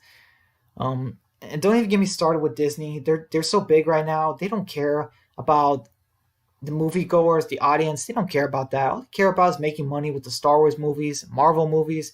They don't care about people's childhoods anymore or creating new ones. They don't care. And that's sad. Let's see. Dan says they would call it Fear the Walking Dead. LOL. Um, but they already have that. Eastside Badger says that's scary. Giuseppe, look what they did to Star Wars. Yeah, that would be scary. Eastside Badger. I really hope Disney doesn't buy The Walking Dead. That would be terrible. I get it. Walking Dead. They definitely need to go someone other than AMC at the moment. Because I think Walking Dead needs a fresh new industry. But yeah, I don't know what it is. DeRosa says, "Oof, Star Wars turned into garbage." Yeah, I agree. DeRosa, I don't like what they're doing with Star Wars. And don't even get me started with the Marvel movies. I'm tired of them. I don't know anymore. About them. let's see. Eastside Badger says The Walking Dead will end up like Star Trek reruns on Sunday nights at 11:30. Yeah, I definitely think that's possible, Eastside Badger. The Walking Dead, it's not anymore. It's not the priority of AMC anymore. They're using Breaking Bad now. Oh wow. Epic Zombie Killer says, "Hey Brian, sorry I'm late." Um, wow. Yeah, I mean I understand Epic Zombie Killer. You were probably really busy. Um, okay, tell you what. I think I want to go on for another 20 minutes. How's that? Okay, 10 or 20 minutes. How does that sound, you guys? Because Epic Zombie Killer came. And by the way, will each of you guys does Wednesday night work for you guys at all? Just let me know now, just so I have an idea. Let's see. Wait. Epic. Dan says, "Hey, Epic." Eastside Badger says, "Hey, Epic." DeRosa says, "What if Disney bought Harry Potter?" Oof. Um, I mean, I don't think there would be much of a change, DeRosa. Um, I mean, like Harry Potter is it's already kind of like magic and all that, so I don't think it would be a big deal.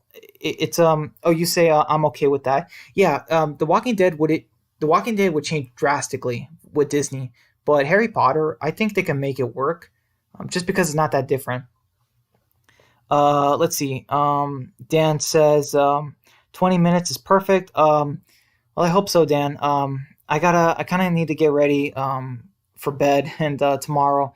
Also, like I'm getting really tired from the stream. I'm exhausted, honestly.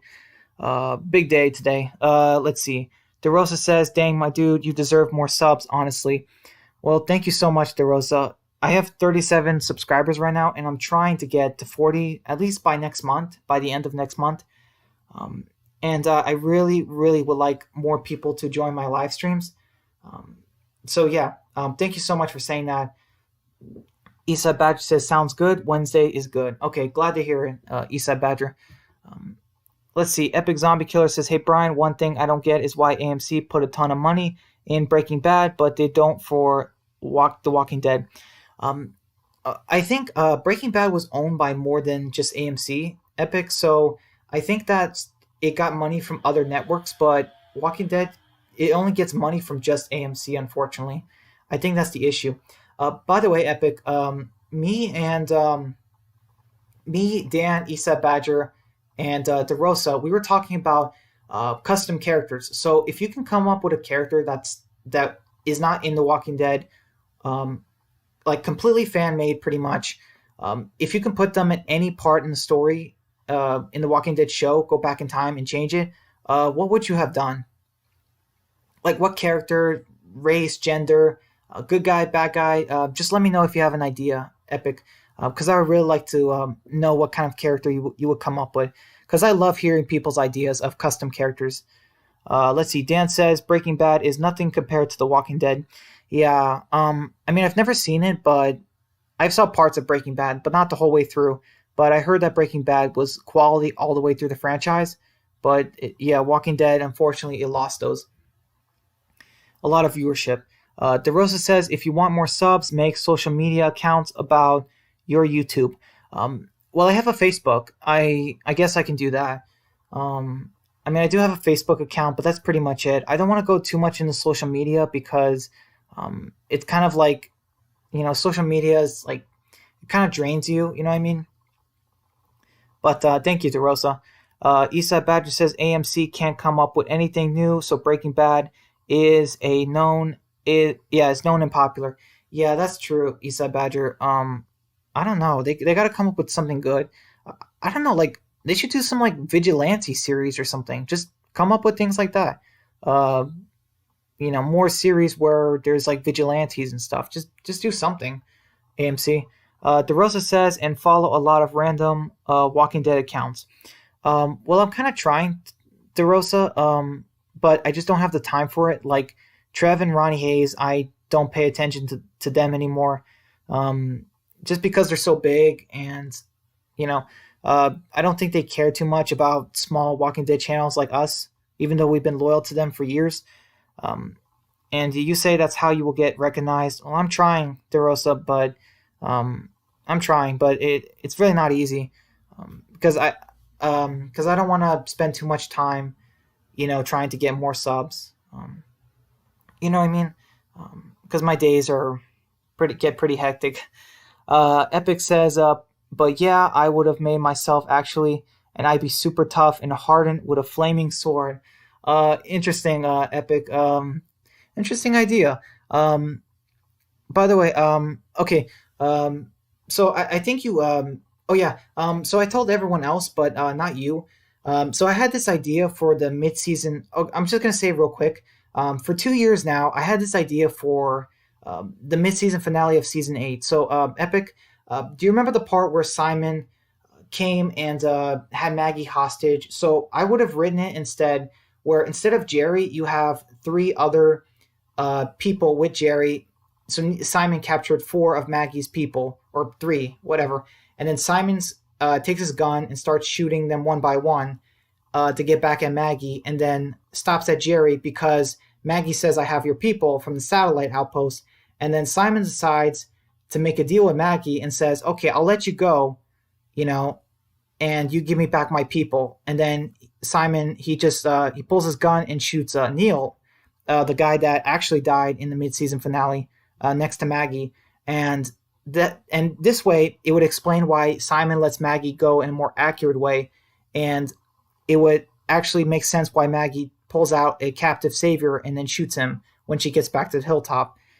So I explained it more in detail and much better earlier, but these guys kind of heard it, so I just wanted to let you know of just what you might have thought about that scene, because that scene felt weird to me. Like I would have just made it a little bit better, personally. Eastside Badger says AMC has a good series with The Sun, but it only had a 2-season run. Well, that's still something, Eastside Badger. If they can make more series like that, they might get something. Dan says Michonne with a flaming sword would be epic. Yeah, it would. Also, good choice of words there, Dan, because epic. And you say Epic Zombie Killer. By the way, thanks for dropping by my Red Dead Redemption 2 stream the other day. You're welcome, Epic. That's a fantastic game. I love what they do with Arthur, his character, and a lot of things in that game. Choices, just amazing. Dan says, I actually never seen The Sun. I haven't heard much about it. Me either, Dan. I haven't had the time, and yeah. But I have heard about it a little bit. Eastside Badger says Alicia with a flaming sword.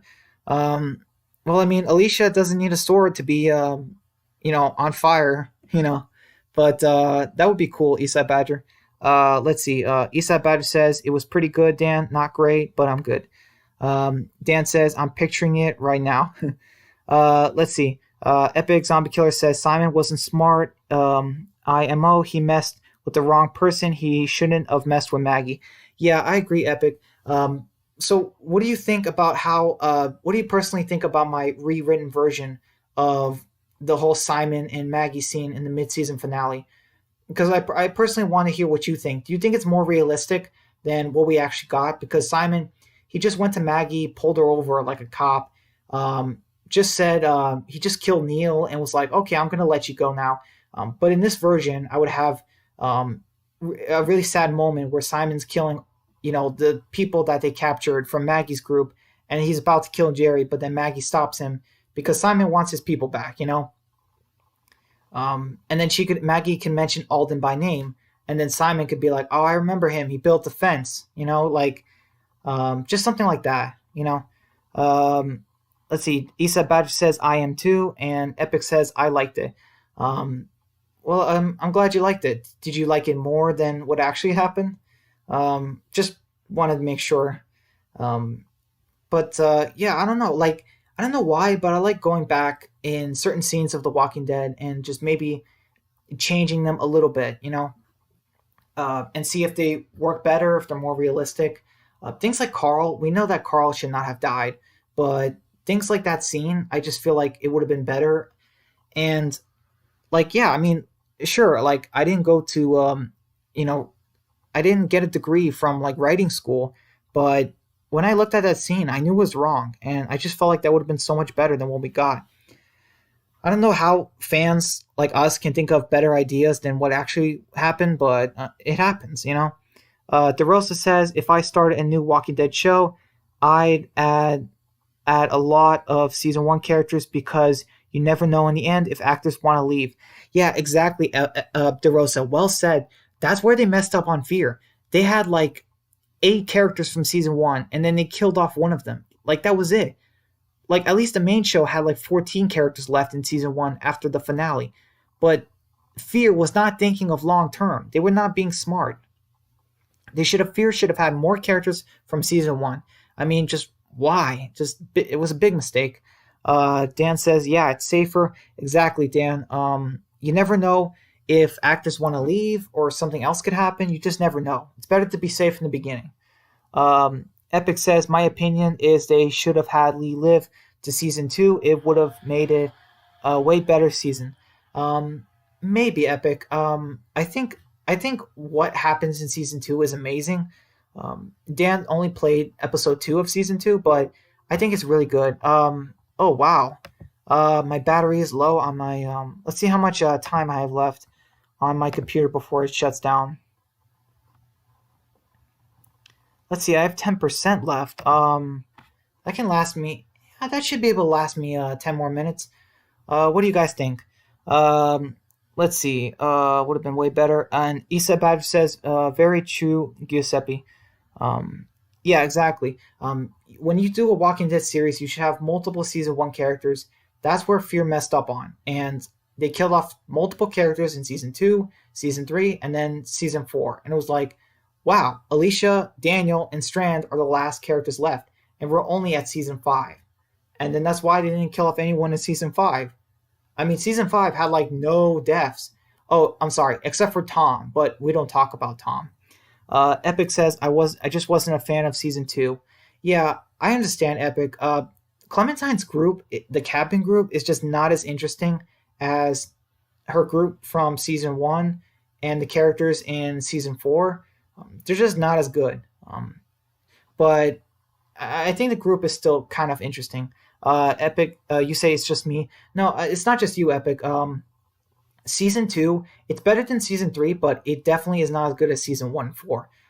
The cabin group, like, there are adults in that group, and they make Clementine do everything. The adults act so dumb. I'm sorry. Like, I don't know if you guys watched Avatar, The Last Airbender, but Clementine is like, she's like a kid in that show. You know what I mean? Like, she is that good of a character. Like, she's that well written. But the adults are just like, what are the adults? Like, I don't know. They're just stupid or something. Dan says, so far I'm okay with season 2, but let's hope I like episode 3. Let's hope I like episode 3 to 5 are good as well. Yeah, episode 3, Dan, I would say it's really good.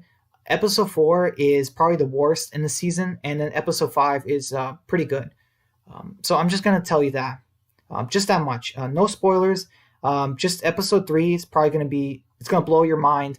Episode 4, not that great, and then episode 5, pretty good. So I'm gonna say that. Let's see. Yeah, guys, I want to give it maybe 7 more minutes. Hold on, guys. I gotta put my charger in, and yeah, while you guys put in more comments and questions, I'm gonna get my charger and put it in so my laptop doesn't die.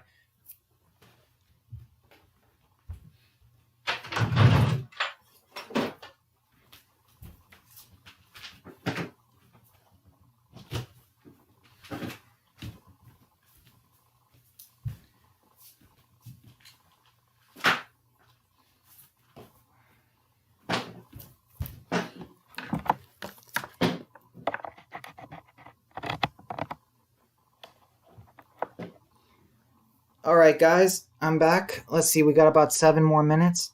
Wow, it's charged. Well, it's charging. Epic says, I will say only one thing about season 2. I love is Clem. Oh, yeah, the only thing.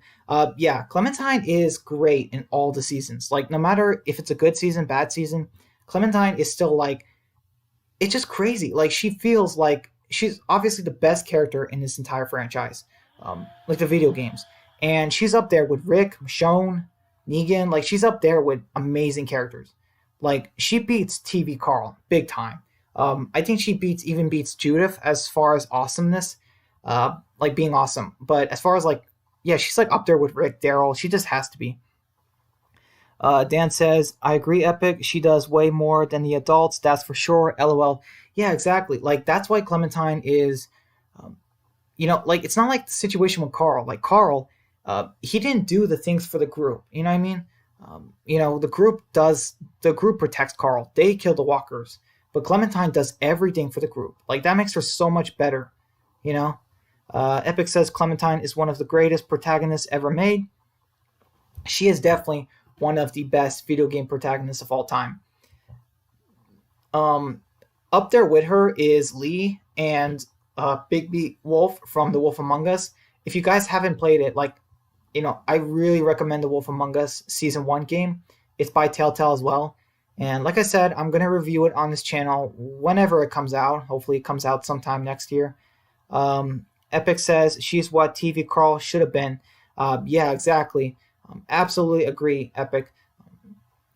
TV Carl has nothing on Clementine. I'm sorry, just Clementine's journey in the 4 seasons is it's insane. Like, it is one of the best like arcs ever written. Like, you know what I mean? It's amazing. Like, I just love it, and it's just so sad that we're not going to get a season 5. But I understand why. Isa Badger says Clementine is definitely superior to Shane and Laurie's love child. Yeah, exactly. Isa Badger. I mean, I like Judith. Don't get me wrong, but like I said before, the problem with Judith is that they show her in season 9. She's already tough. She's killing walkers. She's like, I'm Judith Grimes.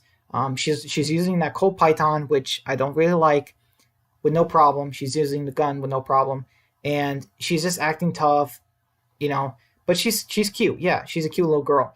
But the thing with Clementine is we see her become tough. We had to do it, with her, and that's why I love her. She actually develops so much better than Judith does because they skip over a bunch of time, and Judith's already tough.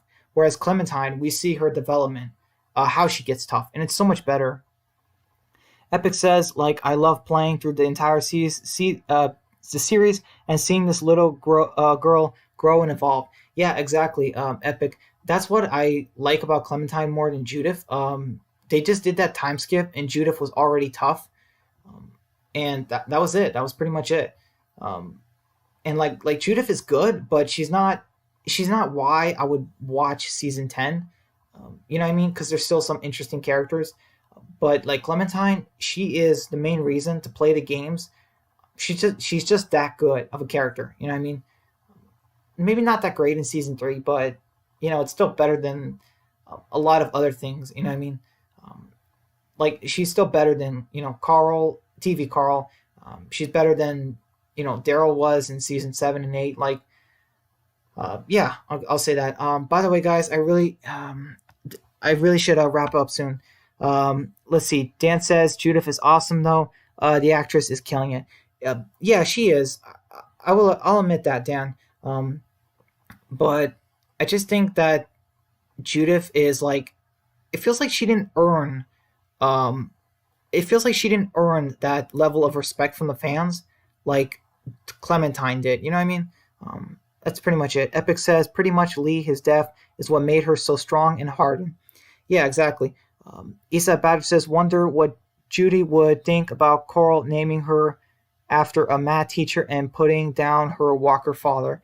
That's interesting, Isa Badger. I have no idea. Yeah, Carl named Judith after a math teacher, his math teacher. But yeah, I don't know. I guess Judith probably doesn't know that Shane's was her real father. But let's be honest, both of her fathers disappeared from her lives. Both of her moms did. I mean, I feel bad for Judith though. Like, both of her dads left her, and both of her moms left her. I mean, just my goodness, like that's not easy. Like, Judith, she probably gonna have serious abandonment issues or something later in the story. They gotta develop Judith with this because she's not gonna see Michonne again. I mean, they gotta use that to the story and somehow. They should look at what they did with Clementine and kind of do that with Judith, in a decent way. But yeah, all right, guys. So I want to thank you all so much for stopping by. Oh yeah, and Dan says, and now Negan helps Judith with her math. Yeah, exactly. Good point there, Dan. Yeah, good catch. Epic says the only thing I hated about Michonne miniseries is how they kept having slow moments with calm music, only for someone to die in 10 seconds. Oh yeah, you're talking about the Telltale version. Um, yeah, I do not like the Michonne game. I couldn't stand it. Um, oh wow. You said Badger. Yeah, I cannot even say that. All right. I think we've gone off long enough. Um, Epic, you say. Oh yeah, yeah, with Sam's dad. Yeah, that was predictable. I agree absolutely. I knew it was gonna happen. But yeah, guys. Yeah, I'm sorry I have to cut this really short, but we're at 2 hours and 20 minutes now. And like I said, my next live stream should be hopefully, no guarantee, but hopefully Wednesday night. Hoping all of you can make it. So thank you so much, Dan, Isa Badger, DeRosa, and Epic Zombie Killer. I really appreciate all of you guys who stopped by. I cannot say thank you enough. You guys really helped make this worth it, and I think this is one of the best streams I've ever had. Like, this is crazy. Like, I think this is one of the best. So thank you guys so much. Epic, you say when's the next stream, bro? It should be next week on Wednesday sometime. Around maybe the same time, like 8:20 p.m. Until 10:40, something like that. Dan, you say thanks for the stream. Well, thank you, Dan, for stopping by. Really appreciate it. I'm really exhausted and sweaty right now, so I'm gonna get something to drink. Isa Badger says, "Good night, guys. Great stream." Well, thank you so much, Isa Badger. Really appreciate it. Dan says, "Room tour coming tomorrow." Okay, Dan, I'm gonna keep an eye out for that. Thanks for the warn. Thanks for the heads up. All right, guys. Well, thank you so much for watching. I hope you really enjoyed the stream. I know I did. And yeah, guys. Until then, take care. I'll see you in the next one. Bye.